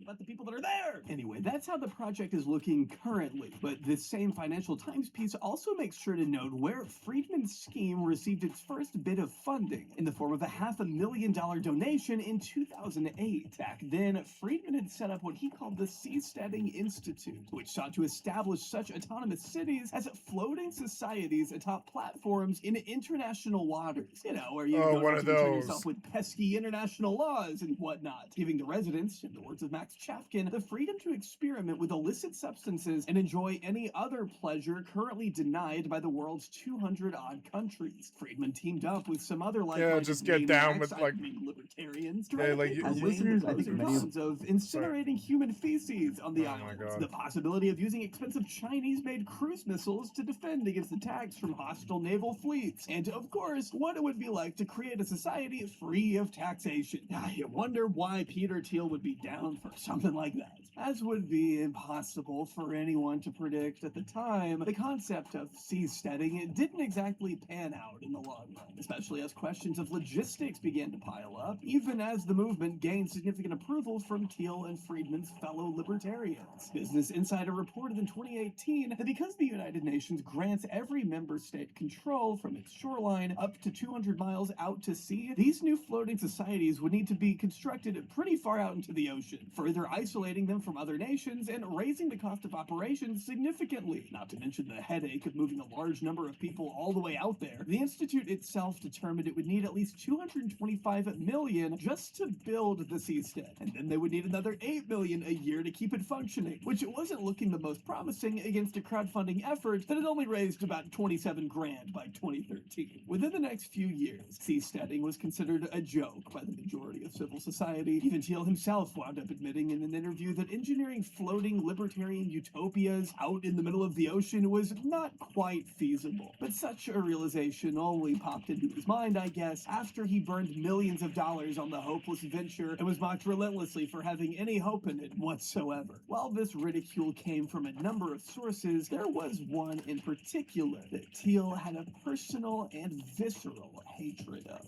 If you've never heard of Gawker Media, there's a reason for that. A reason that will reveal itself to us very soon. But I know what Gawker is. It's like this thing that chases celebrities around and tells you where they are.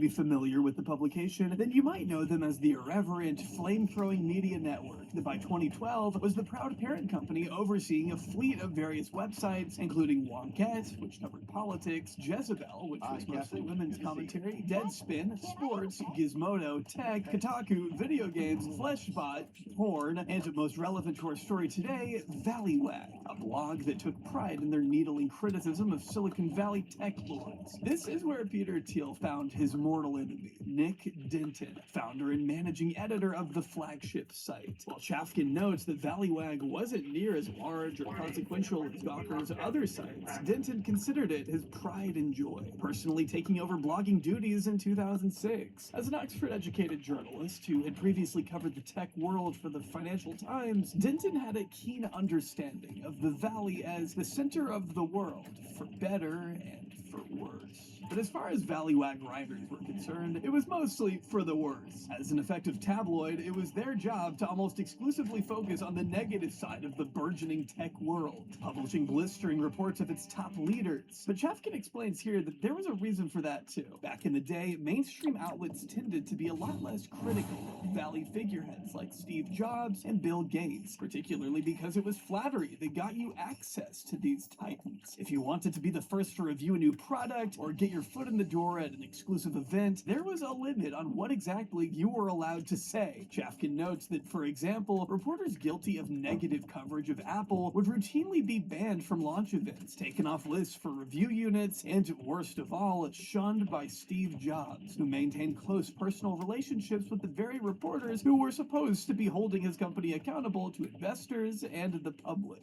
Denton aimed to flip this dynamic on its head, taking Valleywag in the complete opposite direction, its writers being utterly unafraid of backlash, sometimes to the point of recklessness. In the years they were operational, Valleywag happily aired out the personal affairs of powerful figures like Google's Larry Page and Eric Schmidt. They'd leak private correspondence, highlight stories of sex and hypocrisy, and readily go where other publications wouldn't dare. This mentality is what led Gawker to break the story of Toronto Mayor Rob Ford's crack addiction, to reignite rumors of Bill Cosby's sexual assaults, and it published the first anonymous claims against Kevin Spacey and Louis C.K. In their mind, as long as something was true, it was fair game. But it was also this move fast and break things approach that led to some other, more heinous stories being published during these years as well, which included leaked nude photos of celebrities and the publishing of sex tapes against the subject's will, which is pretty heinous, inexcusable shit.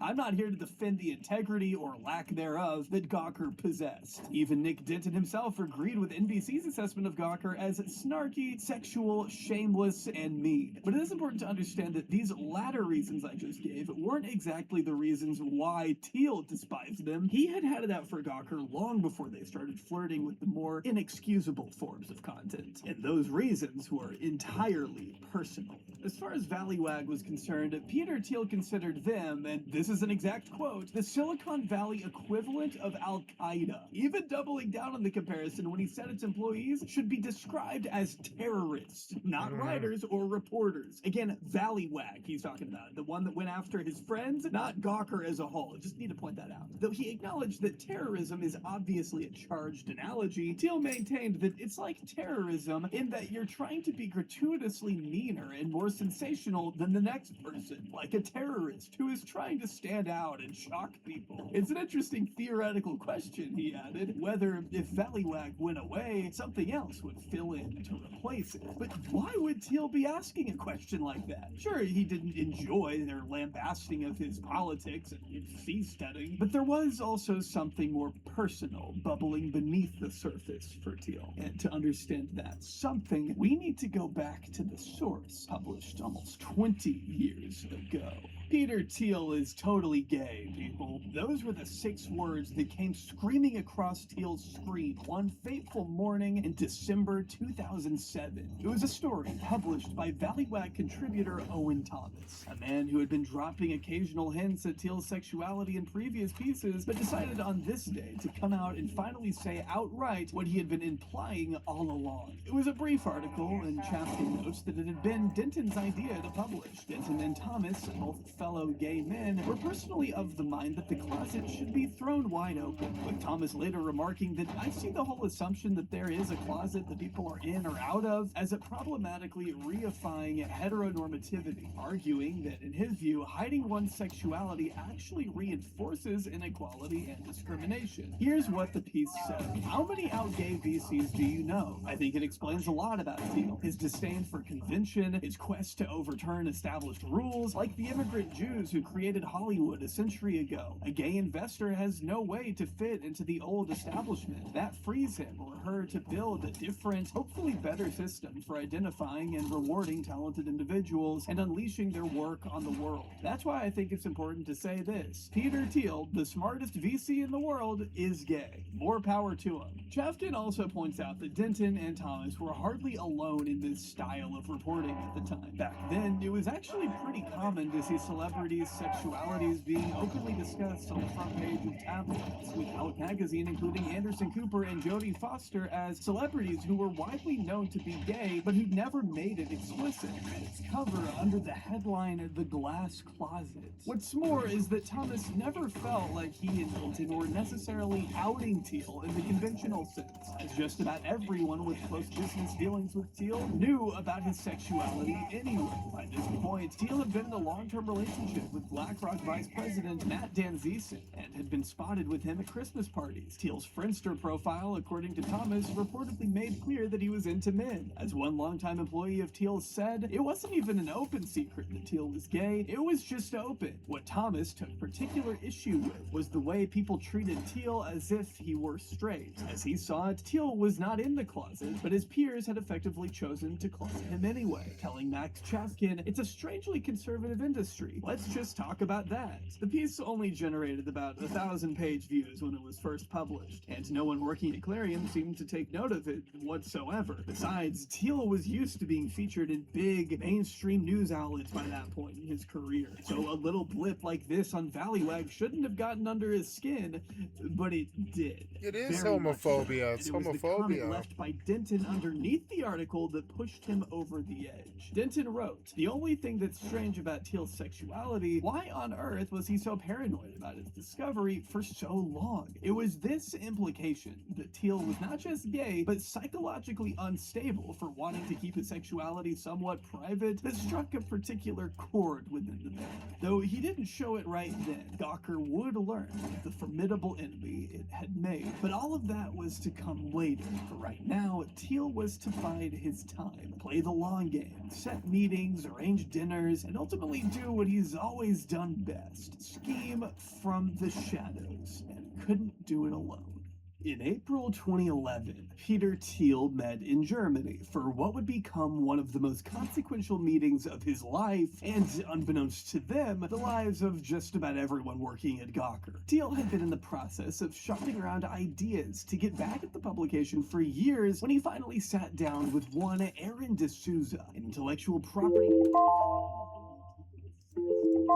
Al-Qaeda problem, to use Peter's terminology. What D'Souza proposed was for Thiel to use him as a cutout to get back at Gawker and Nick Denton. The plan, according to Chafkin, was for D'Souza to set up a shell company that would anonymously fund lawsuits against Gawker, overwhelming it with litigation until it shut down. The venture was going to be expensive, and D'Souza made the wild move of suggesting a $10 million price tag. But before the end of the night, Thiel was in. Just to give you an idea of how little that kind of money actually matters to a guy like Teal. Now, although Teal and D'Souza weren't exactly clear on the details of their own plan just yet, they knew that whatever they did to go after the outlet, it ultimately needed to be legal, which in Teal's words placed a big limitation on what they were actually allowed to do. They considered spying on employees, bribing writers in an attempt to sabotage the company and humiliate Denton, even bugging the newsroom, but that would all be extremely risky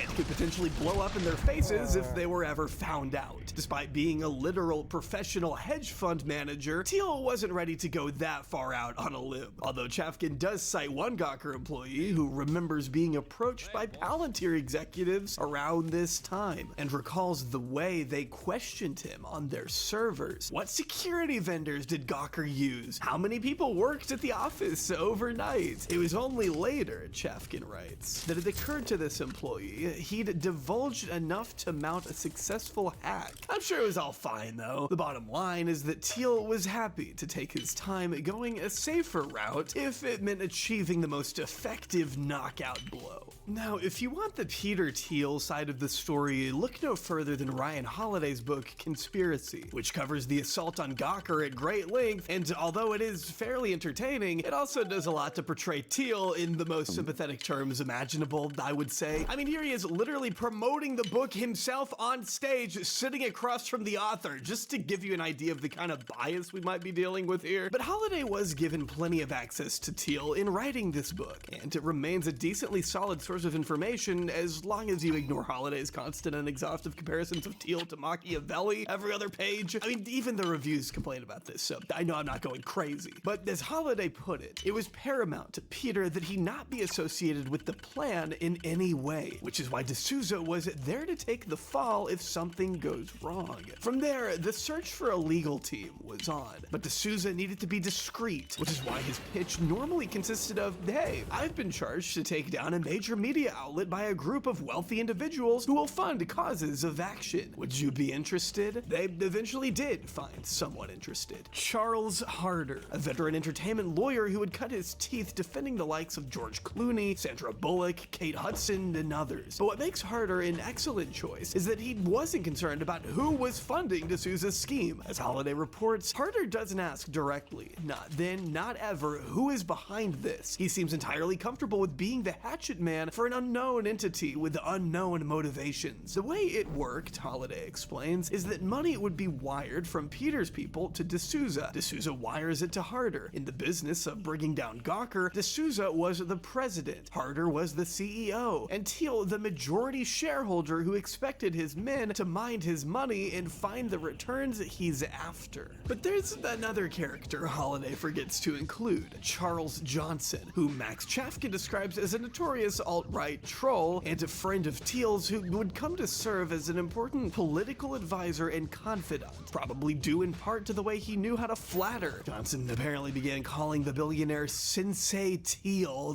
To Chafkin, Johnson was just as significant to the plot against Gawker as D'Souza was. Instead of D'Souza's plan to meticulously identify bulletproof cases, Chafkin wrote, Johnson favored total war. After being accosted by the site himself in the past, he was hell-bent on burning down Gawker no matter the cost. And with Teal's blessing, Johnson began crisscrossing the country, looking for anyone, anywhere who'd been aggrieved by Gawker. The group was on the hunt for anyone with a winnable case against the outlet, and over the years, Harder brought several cases against Gawker that included one from a man who claimed to have invented email and who had been mocked by the website, another from an independent journalist whom Gawker had suggested might be suffering from a paranoid freakout, and others that Chafkin notes. But none of these efforts came anywhere close to the efficacy or intrigue as the one eventually brought by Terry Boella, a man you probably know best as Hulk Hogan. Oh god, man, where to even begin with this one? I don't think he needs any introduction, right? Six-time WWE champion, iconic entertainer, symbol of American prowess at the height of the Cold War, Hulk Hogan's larger-than-life persona precedes him for better or for worse other times. But by the late 2000s, Hogan's family life was coming apart at the seams. His marriage was over in all but name, his daughter's music career that he had poured millions of dollars into was going nowhere, and in 2007, his son wrapped his car around a tree in a drunk driving accident that left a passenger permanently brain damaged. That same summer is when Hogan received a call from his wife officially telling him that she was never coming back. It was against this backdrop that Hogan turned to an old friend for comfort, Bubba the Love Sponge. Yes, that is his legal name. While we don't need to waste too much time on his backstory, Holiday gives us the rundown on Bubba's career as a shock jock, known for killing a live pig on the radio, for having porn stars use sex toys on each other for his listeners' benefit, and for calling the 2010 Haiti earthquake a cleanse. But Bubba was also a very close confidant of Hogan's. He was there when the wrestler's father died, and he was going to be there again for this tragedy as well, willing to do anything he could to help out his friend in a time of crisis. And so was his wife. See, Bubba and his wife Heather had long been in an open marriage, so it didn't come as too much of a shock when Bubba presented his pal with an unconventional offer. "My wife wants to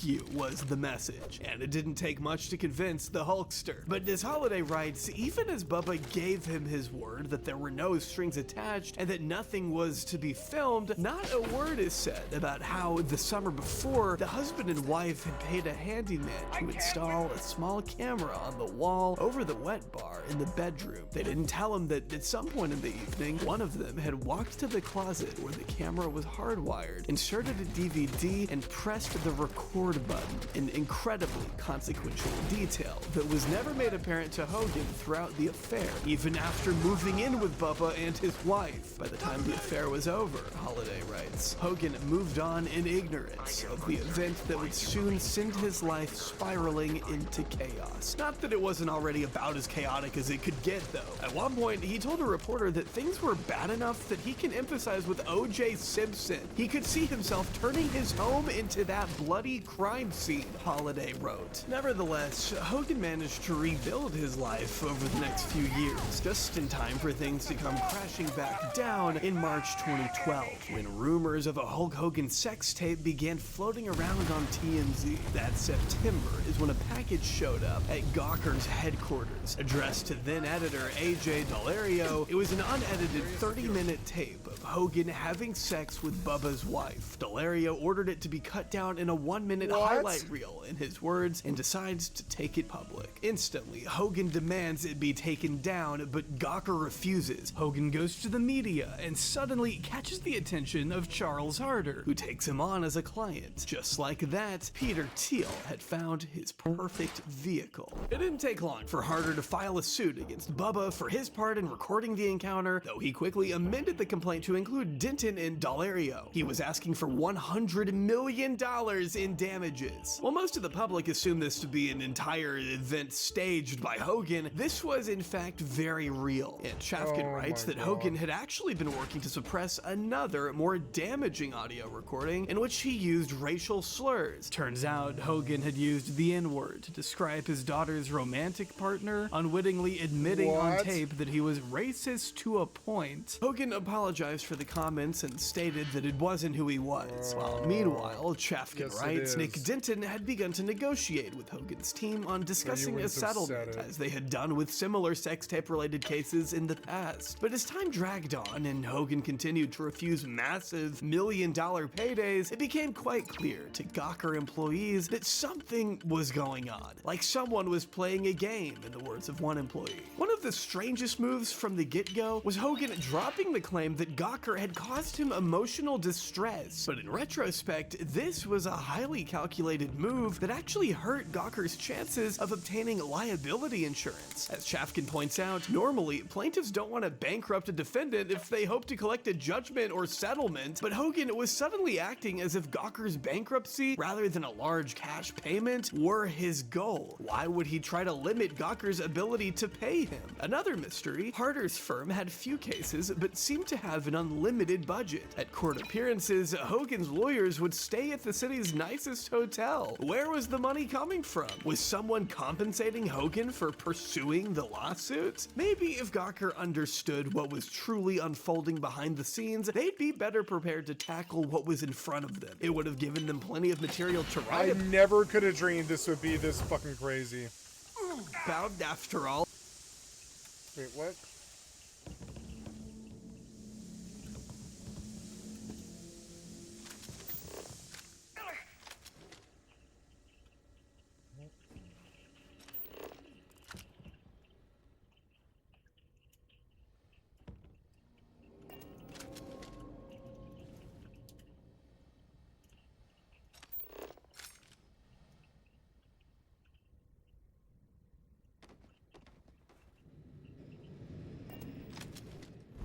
Damn it. Keep changing the quest off for some reason. You're so annoying. You turn me around again.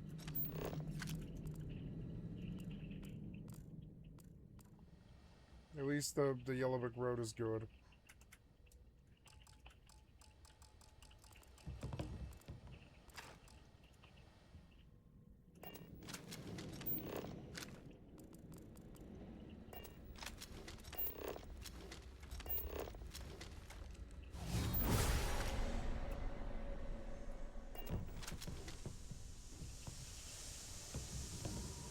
Have fun.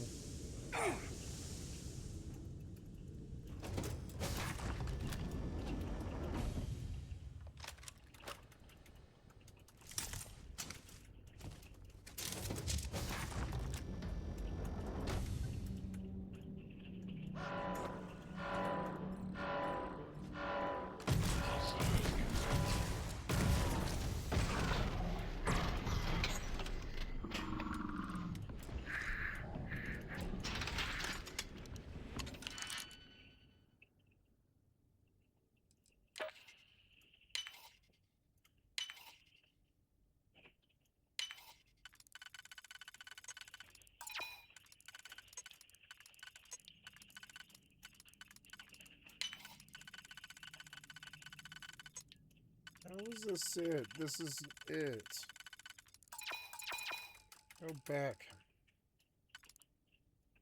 Ah, you're so annoying. Start over.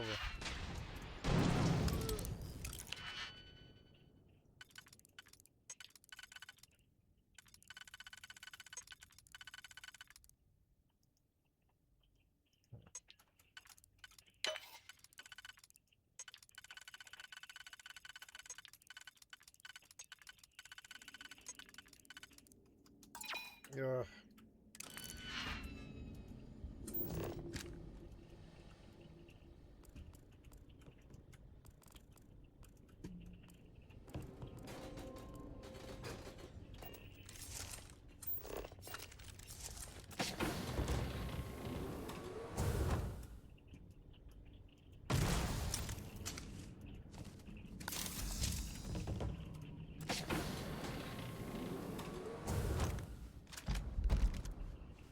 Corrosive Advanced Grendel.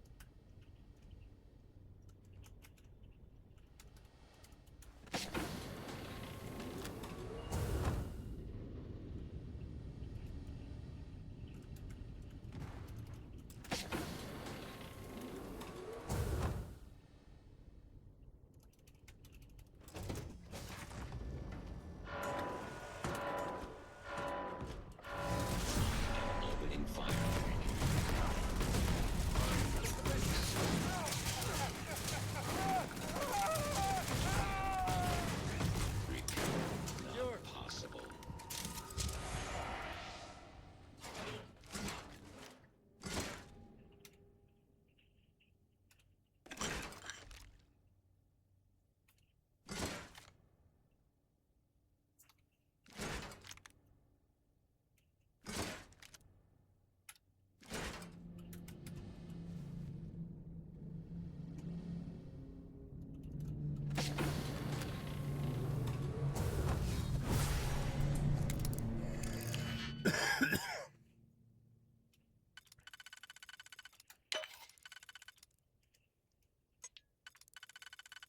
all, and it wouldn't have exactly reflected the best on Thiel. It also would have shifted Gawker's legal strategy. But the reality was that Peter Thiel maintained the upper hand at all times. Unfairly so, I should add. Unlike Denton, Thiel actually knew who his enemy was. And also unlike Denton, he had an infinite pool of money to pull from. The years-long endeavor did, in fact, costing Thiel about $10 million in the end, or rather, about 0.37% of his net worth at the time. Denton, on the other hand, didn't exactly have $100 million lying around. And because of Florida state law, where the case was being fought, it looked like they weren't going to be able to appeal if things didn't go their way. As Holiday explains, in order to appeal a civil verdict, petitioners have to post superseded bond equal to the amount of the verdict, essentially proving they could pay what they would owe if their appeal was not successful. The cap was $50 million. If Hogan could actually get to a trial, if he could get this case in front of a jury, and if that jury sided with him in any substantive way, Gawker would be finished. But even with the odds looking very much in their favor, Thiel and Harder weren't taking any chances. Thiel began to put together expensive mock trials in an attempt to gauge their best approach, see what arguments would work best, and understand what types of jurors would be most receptive. D'Souza later admitted to Holiday that it became very clear that the kind of jurors we wanted were overweight women. Most people can't emphasize with the sex tape, but overweight women are sensitive about their bodies and feel like they have been bullied on the internet. Men don't have that problem. They haven't been body shamed, he said. And the jury they ended up assembling was not one made up of Gawker's peers, Holiday wrote. By the end of it, 3 of the people sitting in that box would be overweight women. A 4th looks like a conservative married woman. The 2 men are not young hipsters. This is a jury who would say during the selection process that they got most of their news from Fox News, not from Twitter. It is a jury whose fellow residents, 8 months later, would go for Donald Trump in the presidential election with a shade over 48% of the vote. Finally, on March 18th, 2016, Harder, alongside beloved American icon Hulk Hogan, would make their case to that very jury. And after just 6 hours of deliberating, they delivered the death blow. $141 million in damages. The publication was finished. Denton financially ruined. Countless employees who had nothing to do with the Hogan tape or Thiel's outing many years before were suddenly out of a job, unable to support their families the way they had been. Gawker filed for bankruptcy that June, around the time Peter Thiel felt comfortable enough to go public and brag about what he had done. He was proud of it, and in fact described the dismantling of Gawker as his finest act of philanthropy. Gamergate warriors who had long despised Gawker and its affiliates celebrated, and for a little while, hashtag Thank You Peter trended on Twitter. But the fact that one man, someone with endless time and money at his disposal, was allowed to go out and ruin an entire media empire just because he felt like it, doesn't exactly set the greatest precedent going forward, in my mind. It doesn't feel like something someone should be able to do in a normal functioning society. But it could also be argued that this society was set up in part to skew in favor of people like Thiel first and foremost, with Thiel himself playing a significant role in upholding those very mechanisms of power thanks to his foray into a different world of shamelessness and opportunism beyond the confines of a catty tabloid, the world of politics. The same month Gawker gave its death rattle, Peter Thiel took his victory lap on stage at the Republican National Convention, where he flaunted his identity as a proud gay Republican. He wasn't just a speaker either. He was an official Trump delegate, an honorable title and a fact that we can see spelled out quite plainly in Jeffrey Epstein's emails, but that's unrelated. What's important to note here is that this was the culmination of all of Thiel's efforts to fund and support various right-wing candidates since at least the 2012 election, where he propped up and subsequently stole the support of Libertarian candidate Ron Paul. His initial pick for 2016 had been Hewlett-Packard CEO Carly Fiorina before jumping ship to Lion Ted Cancun Cruise. The single biggest liar. You probably are worse than Jeb Bush. But when neither of those losers panned out, the writing on the wall became clear. In order to gain further influence in Washington, Thiel would need to make the biggest hedge of his life by being the first and only Silicon Valley power broker to throw his weight behind a polarizing real estate mogul, a bet he was rewarded for heavily with this awkward hand thing he did with Trump shortly after the win. But if you were around back then, you'd know Trump's first win was anything but uncontroversial. New details are emerging about how the shadowy data firm Cambridge Analytica worked to manipulate voters across the globe. Founded in London in 2013, Cambridge Analytica was established by Alexander Nix to try and predict the personality types of Facebook users based on their personal data. Yeah, it sounds really cool, right? Well, Steve Bannon seemed to think so, which is why he helped raise money for it alongside the Mercer family, some of the biggest movers and shakers within the Republican Party. The idea was to use people's data to market specific political ads on Facebook that they might be most receptive to. But because they couldn't get the data straight from Facebook, Nix recruited a researcher by the name of Alexander Kogan to create an app that would took my harvest mouse the off the Facebook screen, data piece of of shit. 87 million Cocksucker Americans, developer. ultimately in support of Donald Trump, who would rely on using targeted Facebook ads to raise money and turn out voters, spending around $100 million on the social media platform. The original idea to create an alternative app had come from a Palantir employee in London, as reported by the New York Times in 2018. As Amnesty International determined, Cambridge Analytica was able to access data that included status updates, likes, and even private messages. As the Times pointed out, when the scheme blew wide open, Thiel was seen as especially compromised. After all, he had founded Palantir, was an angel investor in Facebook, who still sat on its board of directors, and had been one of Trump's most ardent defenders. He was obviously put in an awkward position, and while Palantir initially put out a statement arguing it had never been in a relationship with Cambridge Analytica, nor have we ever worked on any Cambridge Analytica data, they were forced to revise this position later, clarifying that actually that employee I mentioned wasn't acting on behalf of Palantir when he advised Cambridge Analytica co-founder Christopher Wiley on data scraping. According to Max Chafkin, Wiley would end up testifying that he saw Palantir engineers in the Cambridge Analytica offices where they were giving Cambridge Analytica logins and helped build additional apps to harvest more private data from Facebook users. Wired reported in 2017 that Cambridge went on to conduct hundreds of thousands of voter surveys for the Trump campaign to better understand the likely Trump voter and sent a full-time staffer to the New York headquarters who could relay these findings to senior staff. Based on these surveys, RNC data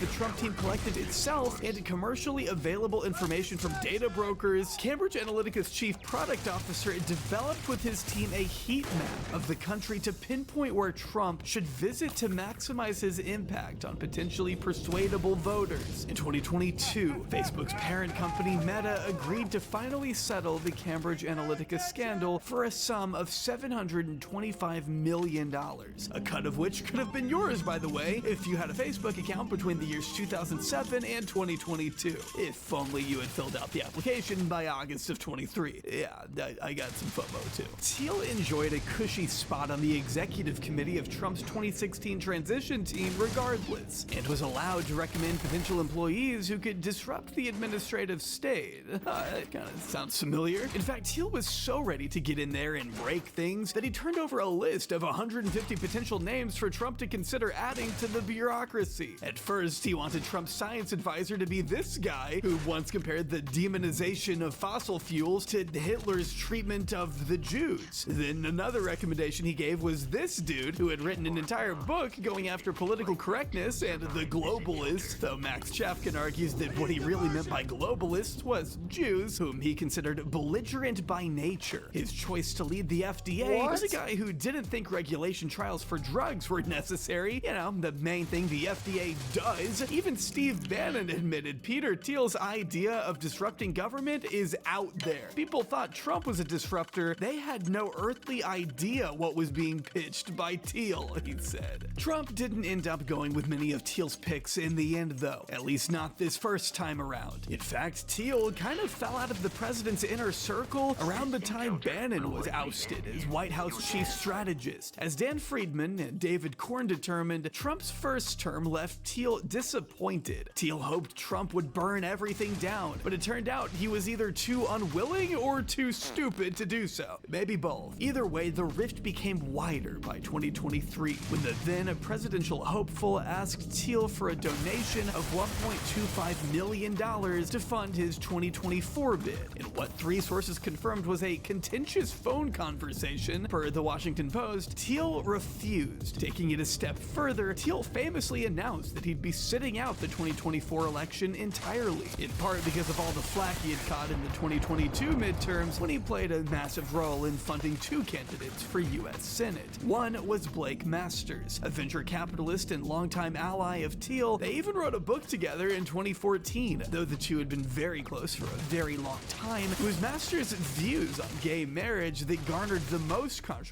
for both men along the campaign trail. After all, if it weren't for a $15 million donation from Peter Thiel, a gay man, Masters wouldn't have made it anywhere. Not that he went very far though, losing the general in November despite another jolt of 2.5 million Thiel bucks just a couple weeks before the election. But I think we know by now that at his core, Peter Thiel is a man who spreads his bets around, doesn't put all of his eggs in one basket. Sure, Blake Masters may not have offered Thiel much of a return on his investment, but someone else did. Here, CBS News projects that in the state of Ohio, J.D. Vance will be the next Republican senator. Over the course of his 41 years on Earth, James Donald Bowman would change his name and identity several times before finally morphing into Vice President J.D. Vance. Brought up in a world of turmoil and poverty in the Appalachian town of Middleton, Ohio, Vance never really had much of a consistent father figure growing up. His parents, Donald and Beverly, divorced around the time he began walking, he wrote. And with Donald out of their lives, Beverly changed his name to James David. He became James David Hamill after his mother remarried for a third time, but switched over to his grandmother's last name, Vance, shortly before graduating law school. These are just a few of the thrilling revelations spelled out in his apparently best-selling book, Hillbilly Elegy, which I only own because they were selling it for $1 at a library book sale by my house. The only ethical way to consume Hillbilly Elegy, short of stealing it, as far as I'm concerned. But it wasn't just Vance's name that appeared to blow with the wind, so did his political and religious convictions. As Vance wrote about extensively in Hillbilly Elegy, and as author Jacob Silverman summed up more succinctly in his book Gilded Rage, Vance had grown up steeped in evangelical Christianity, but in college he drifted into Sam Harris-style atheism, a common enough path for a young man in the place and time. His colleagues saw him as politically conservative, but not radically so. That would change, as journalist Gil Duran wrote shortly after Vance clinched the VP nomination. Stories about Vance tend to focus on his hardscrabble Ohio roots, but his relationship with Peter Thiel and his stint in San Francisco are key to understanding his politics. For a guy as politically malleable as Vance, being able to witness Thiel lay out his ideology at Yale in 2011 was akin to finding what Silverman called a final form. Vance himself would go on to write in 2020 that Peter's talk remains the most significant moment of my time at Yale Law School. He articulated a feeling that had until then remained unformed, that I was obsessed with achievement in, say, not as an end to something meaningful, but to win a social competition. Through Peter Thiel, Vance was introduced to the work of contemporary philosopher René Girard and his theory of mimetic desire, the idea that all human desire imitates the desires of others, almost always without awareness, according to the Colloquium on Violence and Religion. Silverman writes that in Girard's view, because the frenzy of competition could spill over into violence, the solution was the scapegoat mechanism, finding an outside force against which rivals could unite and enact violence. Vance himself has reflected on the power of scapegoating before, arguing in the past that efforts to shift blame and our own inadequacies onto a victim is a moral failing, projected violently upon someone else. Yet here he is, just a few short years after writing those words, relying on the scapegoating of Haitian and Somali immigrants to further his own political career. Interesting how that happens. I don't know who I'm going to vote for. I'm definitely not going to vote for Trump because I think that he's projecting very complex problems onto simple villains. In just under a decade, Vance has experienced one of the biggest heel turns I think I've ever witnessed in modern American politics. He went from having his award-winning book lauded by liberal elites, even being adapted into an Oscar-nominated film directed by Ron Howard, to supporting policies that directly harm the very rural communities he grew up in. He went from calling Donald Trump America's Hitler in private and cultural heroine in public to being the heir apparent to the empire of zealots the president has cultivated. Are you a racist? Do you hate Mexicans? I'm JD Vance, and I approve this message. Begging the question of how did we get here? Well, I think, as you've gathered, a lot of it had to do with our pal, Peter Thiel. It was Thiel who Vance had reached out to following his talk at Yale, and it was Thiel who took the future vice president under his wing after graduating. Vance officially moved to San Francisco around 2014 and found a job working at Mithril Capital, another Thiel-founded VC that took its name from Tolkien. From there, the two only grew closer. Thiel wrote a promotional blurb for Hillbilly Elegy in 2016 and went on to fund Vance's own VC in 2019, Narya Capital, which also took its name from fucking Tolkien, dude. Oh my god, what is wrong with these guys? We get it! But it wasn't until Vance began flirting with a Senate run that Thiel really turned on the money spigot, fueling Vance's campaign to the tune of 8 figures, a lucrative investment that Vance absolutely needed in order to get over the finish line in a competitive Republican field that saw multiple candidates vying for Trump's approval. Despite his past comments, Vance still had a leg up thanks to Thiel, who brokered a truce between the two men at Mar-a-Lago, according to Silverman. Like Masters, Vance also benefited from a few last-minute cash infusions from Thiel that gave the campaign the shot in the arm it very much needed. While his relationship to Trump may be accurately identified as blatant and shallow opportunism, it was Peter Thiel who made such an otherwise impossible alliance possible.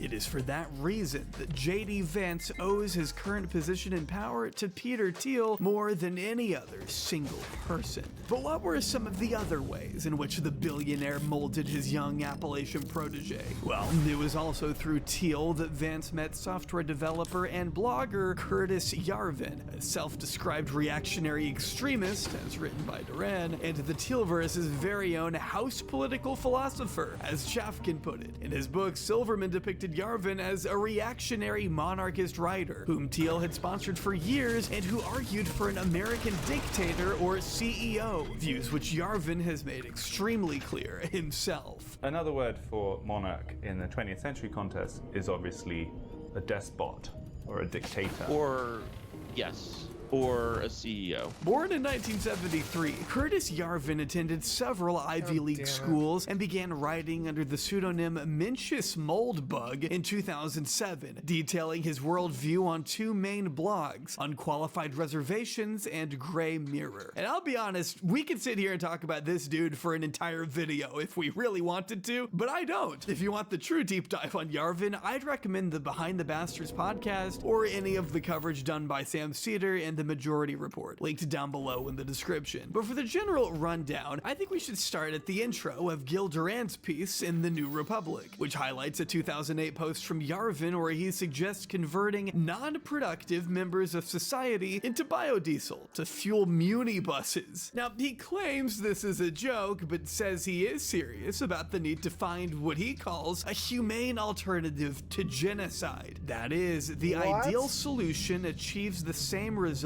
as mass murder, the removal of undesirable elements from society, but without any of the moral stigma. One of the most scaring the hose sentences ever crafted, maybe? At its most basic, Yarvin's whole shtick is saying democracy cannot work, and that we must instead allow an all-encompassing monarch to take control of the state if we ever want things to change. Yarvin believes that America should be run by a monarch, not unlike the way a CEO runs a tech startup. In his own words, it's time Americans get over their dictator phobia. What is government? A government is just a corporation which owns the country.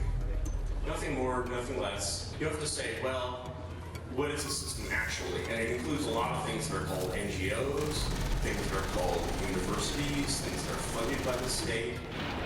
It's a very, very large system, and it all needs to be destroyed. And finally, you need a CEO, and a national CEO is what's called a dictator. It's the same thing. There's no difference between the CEO and the dictator. If Americans want to change their government, they're going to have to get rid of dictatorphobia. In Yarvin's ideal society, governments would be broken down into smaller ones called patchworks, which he outlines in 2008 by writing, "As the crappy governments we inherited from history are smashed, they should be replaced by a global spiderweb of tens, even hundreds of thousands of sovereign and independent mini-countries, each governed by its own joint stock corporation without regard to the residents' opinions. Each patchwork would be ruled by a realm, or rather, a corporation with absolute power," according to Duran, who provided this example from another one of Yarvin's essays. The realm, having sovereign power, can compel the resident to comply with all promises. Since San Francisco is not an Islamic state, it does not ask its residents to agree that their hand will be cut off if they steal. But it could, and San Francisco, likewise, can promise not to cut off its residents' hands until it is blue in the face, but since it is a sovereign state, no one can enforce this promise against it. Duran points out that Yarvin has also drawn ire for calling slavery a natural human relationship akin to that of a patron and client. Despite insisting he isn't a white nationalist, Yarvin wrote in 2007 of white nationalism that he is not exactly allergic to the stuff. As should be the case of any intellectual, anyone who takes this as an endorsement of white nationalism is an idiot, he wrote.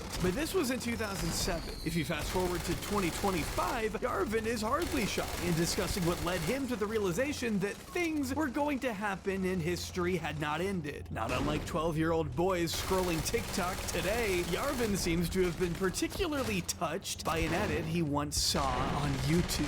To describe the first moment in which I realized that, things were going to happen and history had not ended. It was like 2005 or something. YouTube was a new thing. And I saw this video. I'm sure it's long since disappeared, but it was really just kind of burned a hole in me. It was actually just a sequence of photos sort of presented with a kind of slow, animated zoom in, dissolve, sad piano music sort of over it. The even photos and the odd photos all matched. And the even photos were sort of brightly colored pictures of just general Western, decadence, decay, rot, filth, we've all seen these things. And then interspersed between them, formal dress portraits of Nazi officers. And I was just you watch this thing, you're just filth, degeneration, bright, optimistic young man in Nazi uniform, filth, degeneration, bright, optimistic young man in Nazi uniform, and you're just yeah, that's the thing. And basically... That's the coming thing? It's a form because it's basically... that's the reaction. It's breaking in a way. It's a totally forbidden thing, and that you watch it, and you're just wait a second.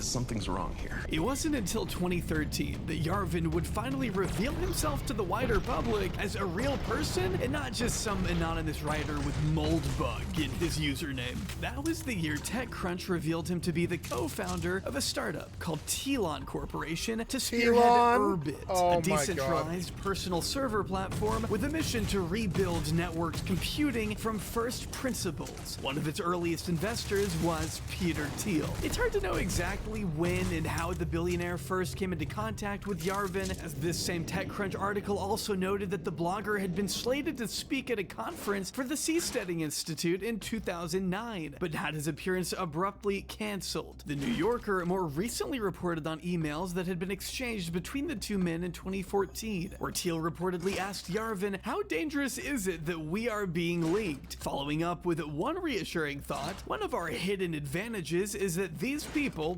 social justice warriors, wouldn't believe in a conspiracy if it hit them over the head. This is perhaps the best measure of the decline of the left. Linkages make them sound really crazy, and they kinda know it." What Thiel is doing here is essentially laughing in all of our faces. But like I said, it's not just Thiel who took a liking to Curtis Yarvin.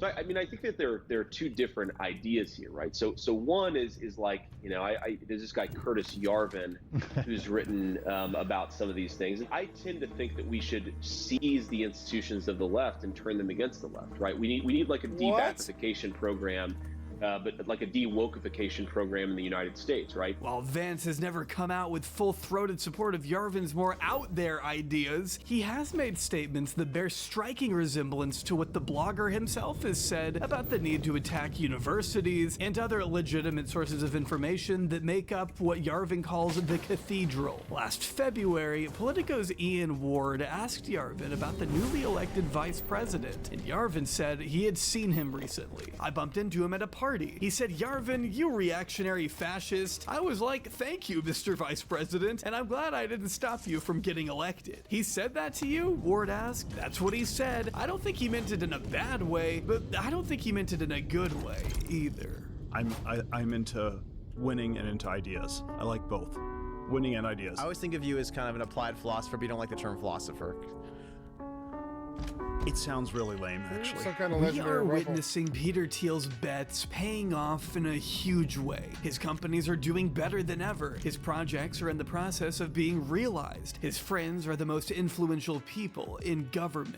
Peter Thiel gave away millions It's so a that they could legendary enjoy MI. such powerful It's a positions, legendary- and now they owe him. For the next Maxer, I 3 think. years, it's hard to imagine just how much richer the Peter Thiels of the world look, it's a will legendary get. Maxer. It's hard to predict the future, but I think one thing we can all With bet double the on mag. is that the rich will keep getting richer while the majority of the country There we go. scrambles to make ends meet. We're about a year in now. Prices have not gone down. Income inequality hasn't gotten better. But Palantir shares are up 150% in the past year alone, 3,000% in the past 3. The future of warfare appears to be moving more in the direction of AI, with Thiel acolyte Palmer Luckey enjoying countless government contracts through his Tolkien-named weapons company, Anduril. Thiel's fellow Palantir co-founder Joe Lonsdale now feels comfortable enough to openly express that the original purpose of Palantir was to kill communists. Whatever constitutes a communist in the mind of Joe Lonsdale and the other hobbits at Palantir is up to them to determine, I assume. Thiel's old frenemy from the PayPal era is on a rocket ship of his own to become wealthier than any other single human being in history, and his protege is gearing up for what feels like an inevitable presidential run in 2028, having received a few endorsements before even declaring himself a candidate.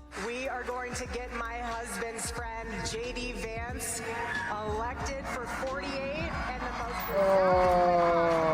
Throughout J.D. the Vance, years, are you Peter Thiel has serious? remained steadfast in his quest to solve a number of problems, one of which being death. During the 2010s, he was mocked relentlessly by his old foes at Gawker for investing in various life extension efforts, whether it be taking medication, receiving blood transfusions from young donors, or putting millions into the research of anti-aging scientists like Aubrey de Grey and Cynthia Kenyon, who are reported to have met with the country's top tech leaders as early as 2004 to discuss experiments having to do with beating mortality. Thiel isn't the only Silicon Valley overlord to put money into such efforts. So has Google's Larry Page and Oracle founder Larry Ellison, who the Washington Post reported burned $430 million on anti-aging research, telling his biographer that death has never made any sense to me. How can a person be there and then just vanish? Just not be there. Thiel has been especially generous to the Methuselah Foundation, which The Guardian notes is a non-profit that aims to make 90 the new 50 by 2030. The article points out that Peter Thiel himself hopes to live to 120 and has explored a range of vehicles that could possibly get him there. To Thiel, death is something that must be conquered. There are all these people who say that death is natural. It's just a part of life, and I think that nothing can be further from the truth, he said in 2012. Despite the science not looking particularly hopeful, blood transfusions haven't exactly shown any clinical signs of extending life to 120 years, Thiel has made the bold claim that one day it will be possible to reverse all human ailments in the same way that we can fix the bugs of a computer program. Death will eventually be reduced from a mystery to a solvable problem. Perhaps this is why he's decided to freeze his body after death, hoping to be revived later those, after the cure to whatever killed him is discovered. But I'm not sure Peter Thiel needs life extension technology to live forever. His impact on the country and the world will continue to be felt for generations to come. He and his billionaire cronies have extracted unprecedented amounts of resources from our planet and will continue to do so as long as they are allowed by our government. The same government they've worked tirelessly to court and install. Whether he's operating from the shadows or spewing his ideology behind a podium, whether he's pulling the strings of a court case behind the scenes, or arguing his contradictory worldview to a camera, the boundless influence of Peter Thiel will continue to be felt for decades and centuries to come,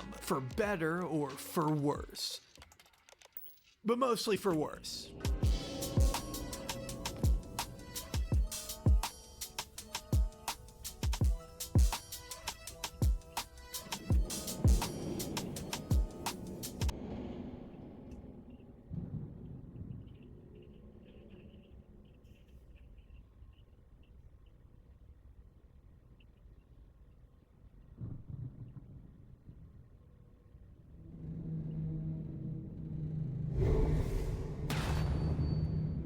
On the Falling in Reverse track, Trigger Warning, taken from the band's latest album, vocalist Ronnie Radke says, "We're protecting the children," and that's exactly what he's been doing on social media, calling out musicians for extremely disturbing behavior.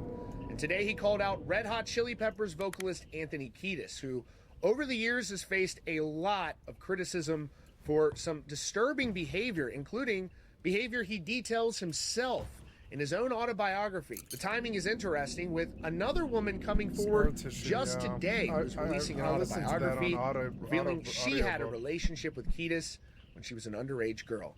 Here's more. Red Hot Chili Peppers are one of the biggest bands on the planet, but in recent years, their vocalist Anthony Kiedis and his disturbing behavior has come under increased scrutiny. As this 2021 article in Far Out magazine points out, Kiedis himself acknowledged he had a sexual relationship with an underage girl when he was nearly a decade older as an adult man, and she was only 14. The band would later go on to write a song called Catholic Schoolgirls Rule. In his book, Kiedis himself revealed that after learning of the girl's age, they were intimate one more time. Kiedis isn't the only well-known rock star to make disturbing admissions in his memoir. Aerosmith frontman Steven Tyler confessed to crimes of passion with a 16-year-old girl in a disturbing statement. He was later sued by the woman, though the case was thrown out of court on the account of statute of limitations. Tyler's passage from his book reads, "With my bad self being 26 and she barely old enough to drive and sexy as hell, I just fell madly in love with her. She was a cute, skinny little tomboy dressed up as Little Bo Peep.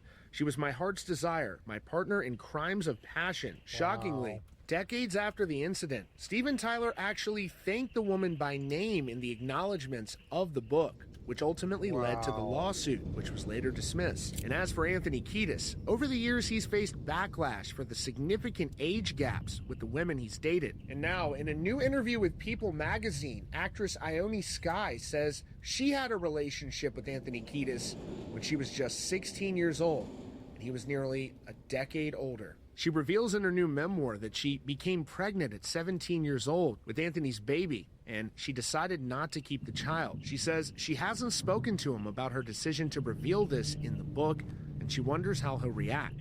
She said, "I stay in touch with his mother, but not with him. I'm very curious about what he'll think. He and my father, they're the ones I'm most nerve-wracked about.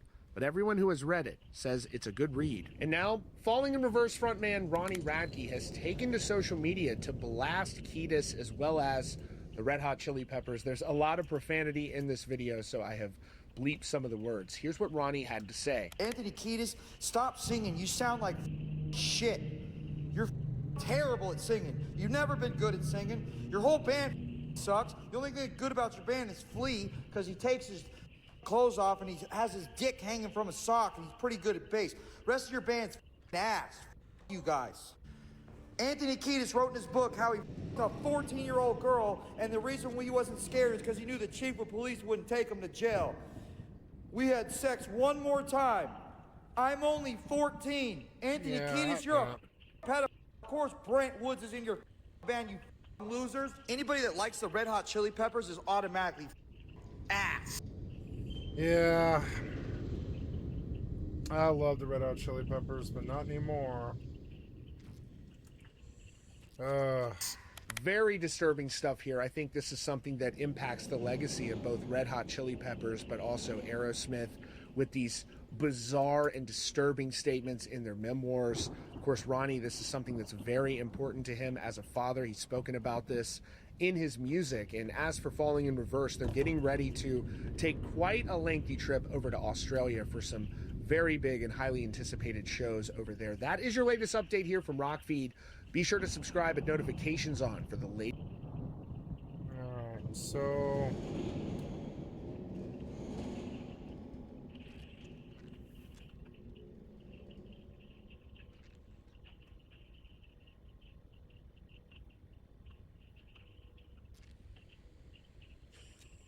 Anyways, I am going to go to bed now, and I've been doing this long mission that just keeps going. This quest appears to have glitched after all this work. And I just don't even want to think about how angry that makes me right now. It says listen to Crix's recording, which I did.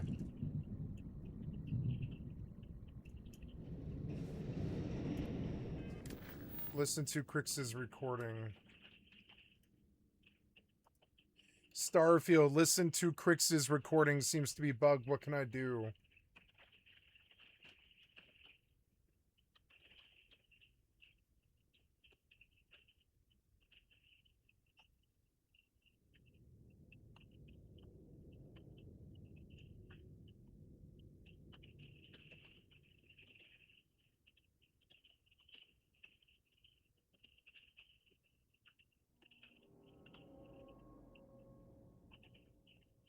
GBLR 013.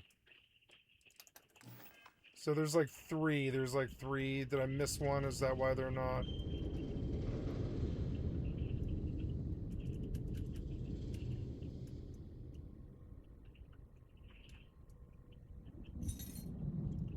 Just looking around for anything else.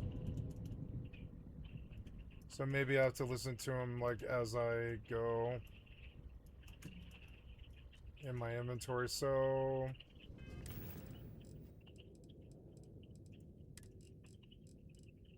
GBR03. Oh, good. Maybe I can do it again.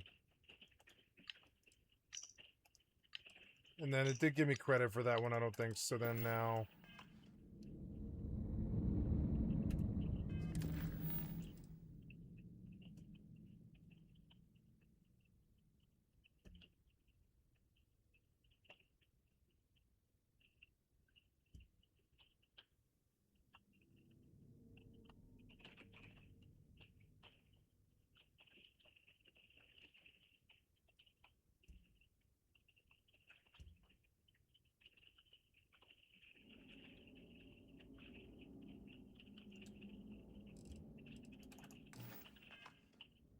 This is a really bad buggy mission.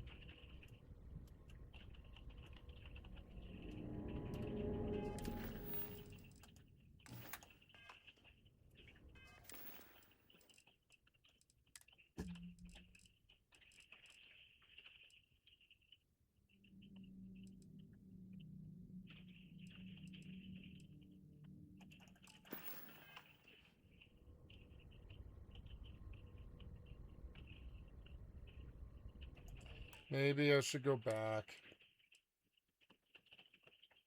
Like 4 minutes. Thank God for these autosaves.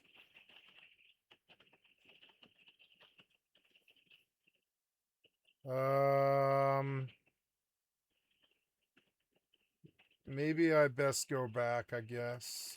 Try to go back 5 minutes and deal with it tomorrow.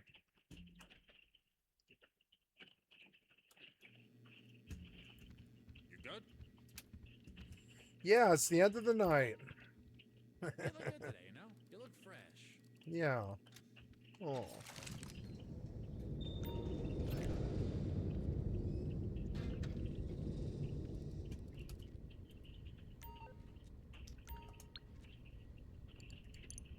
It's really raining tonight.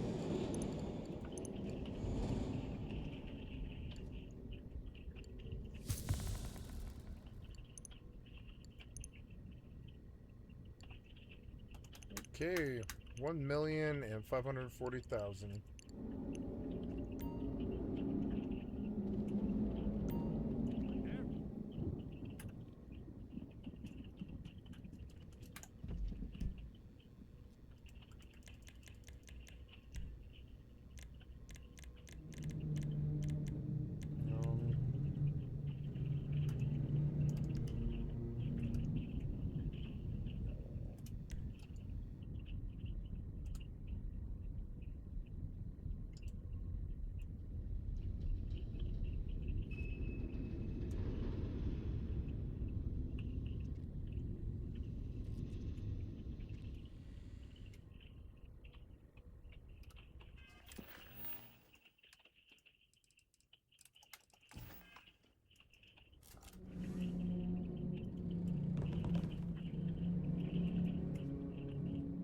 So I think I messed up kind of, and now I need to go back. Quick save. At 226 and 228. Let's see where 228 is. I have to go back and do this very carefully.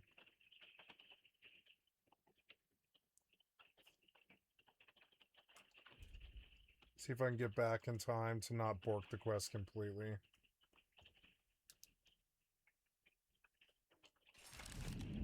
Yay, it appears that I can keep going.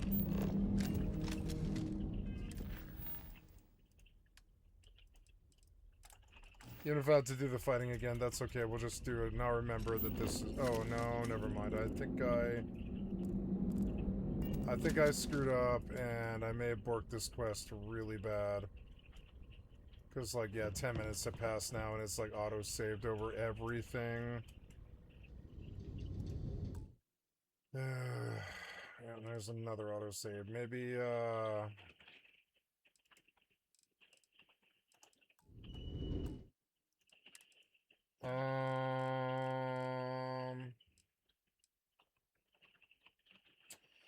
yeah, that quick save's all I got, I think. Let's go back and see if it's in time. I think this is a good save. The quick save I last did for combat. That might be good.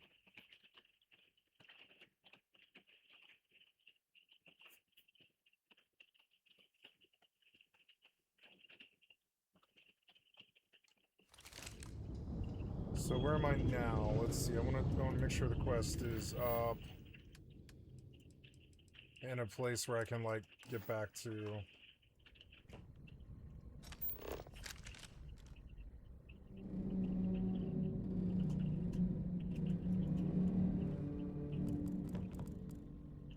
Oh, good. Thank God. So here we go. So if we save here. And over on the ground was all those credits and everything. Yeah, where was the credits on the ground? I saw credits on the ground somewhere.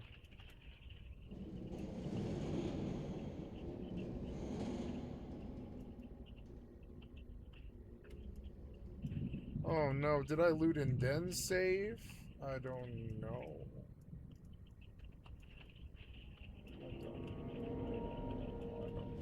I don't know.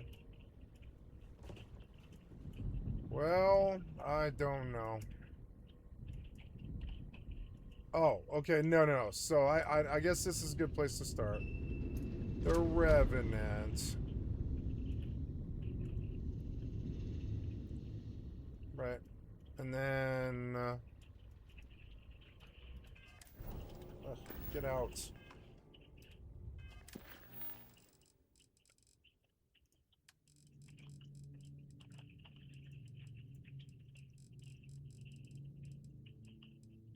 Retrieve Jasper Crix's possessions. So I got the gun, but I didn't, okay, so there. And now... That's the Galbank transfer module, but I want to do that. So his possessions are that thing, the waiting game.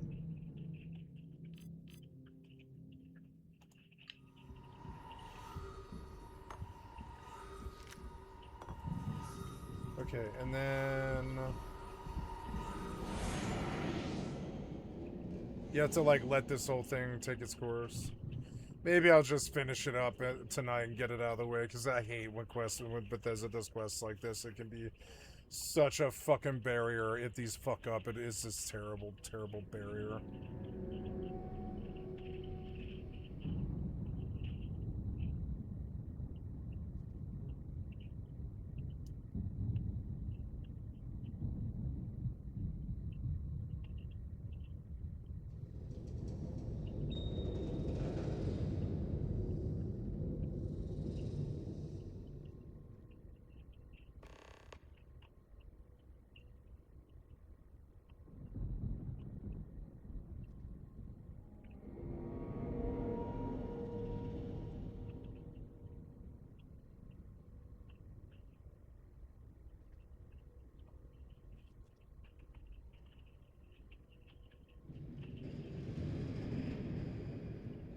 Oh, I have to like wait for all this stupid shit. I don't care about your stupid Bethesda quest. Make it work.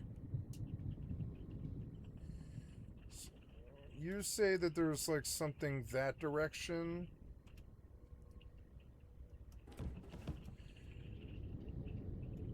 Okay, so you're like supposed to wait out this dumb like RP. Okay, that was the next crew recording. Okay, and this is the next one. I'm gonna see if I can get this quest done here. I'll just try again tomorrow if I bork it. Activate power. Get the Galbank transfer module. Listen to Crick's recordings. Transfer module. Transfer module lock. Transfer module lock. Remote control.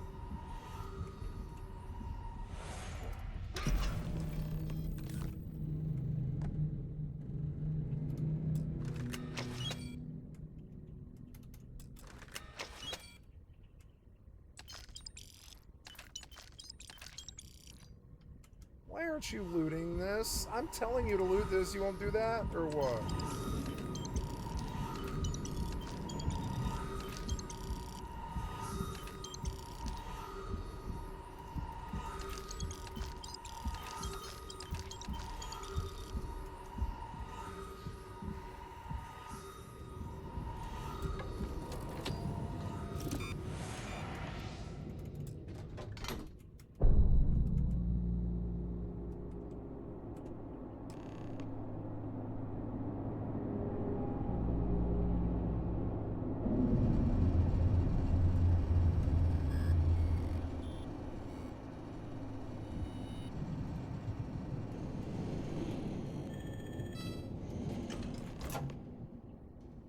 Oh good, I got that part done.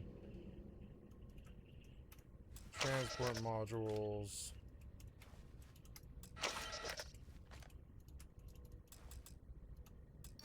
Data core.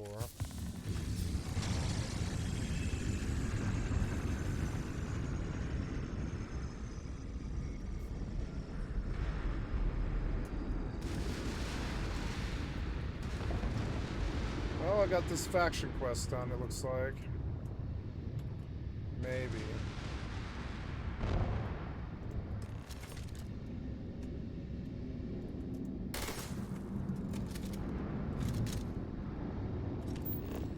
So now go back.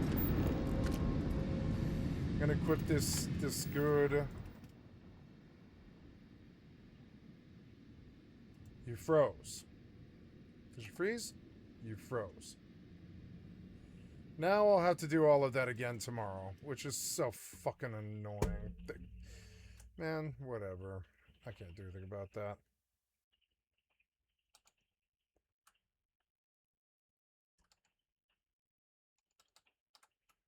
How's this going? 36, not bad.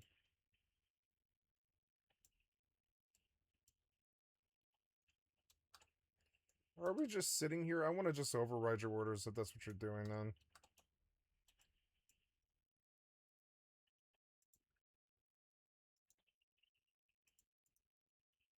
Remove all orders and assignments.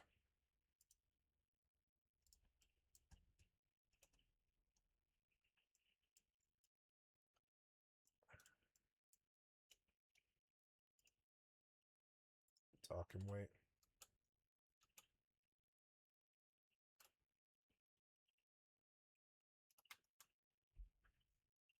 I'll go removing again. Oh, Starfield, you fucking froze, but...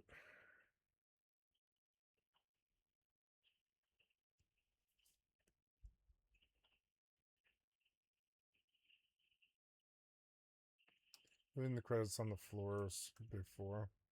Okay. Okay. Flood outlook in effect, yeah. Let's see.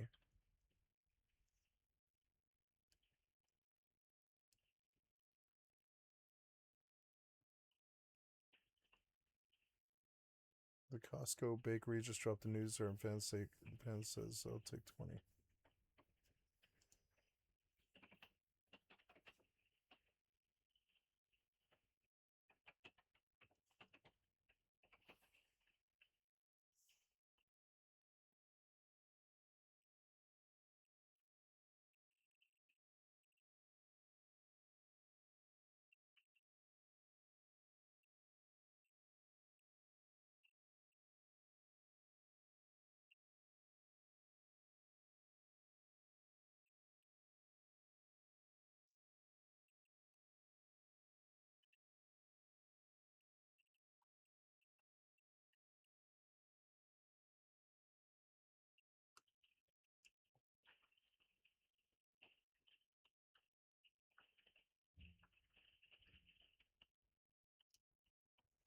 Anyways, guys, I'm just kind of winding down here. I'm going to plug my headphones in. It was a good day. Thank you for hanging out with me today. You've been watching Skycat Live. I'm a full-time variety gamer all day, every day. Put me on in the background. Click on the cast face to donate. It's a PayPal link. And come give me a like, sub, or a follow. Thank you so much. Come to my Twitch or my YouTube. Give me a like, sub, or a follow. And I have thousands of videos on my YouTube channel. This session was recorded in its entirety, and I will include it as like a 50-year history of video games and stuff on YouTube if I can. And yeah, and I'm going to stop the recording here. I'm going to post this to my YouTube, and thank you for your time, guys. I'll see you tomorrow. Love you. Bye. See you there.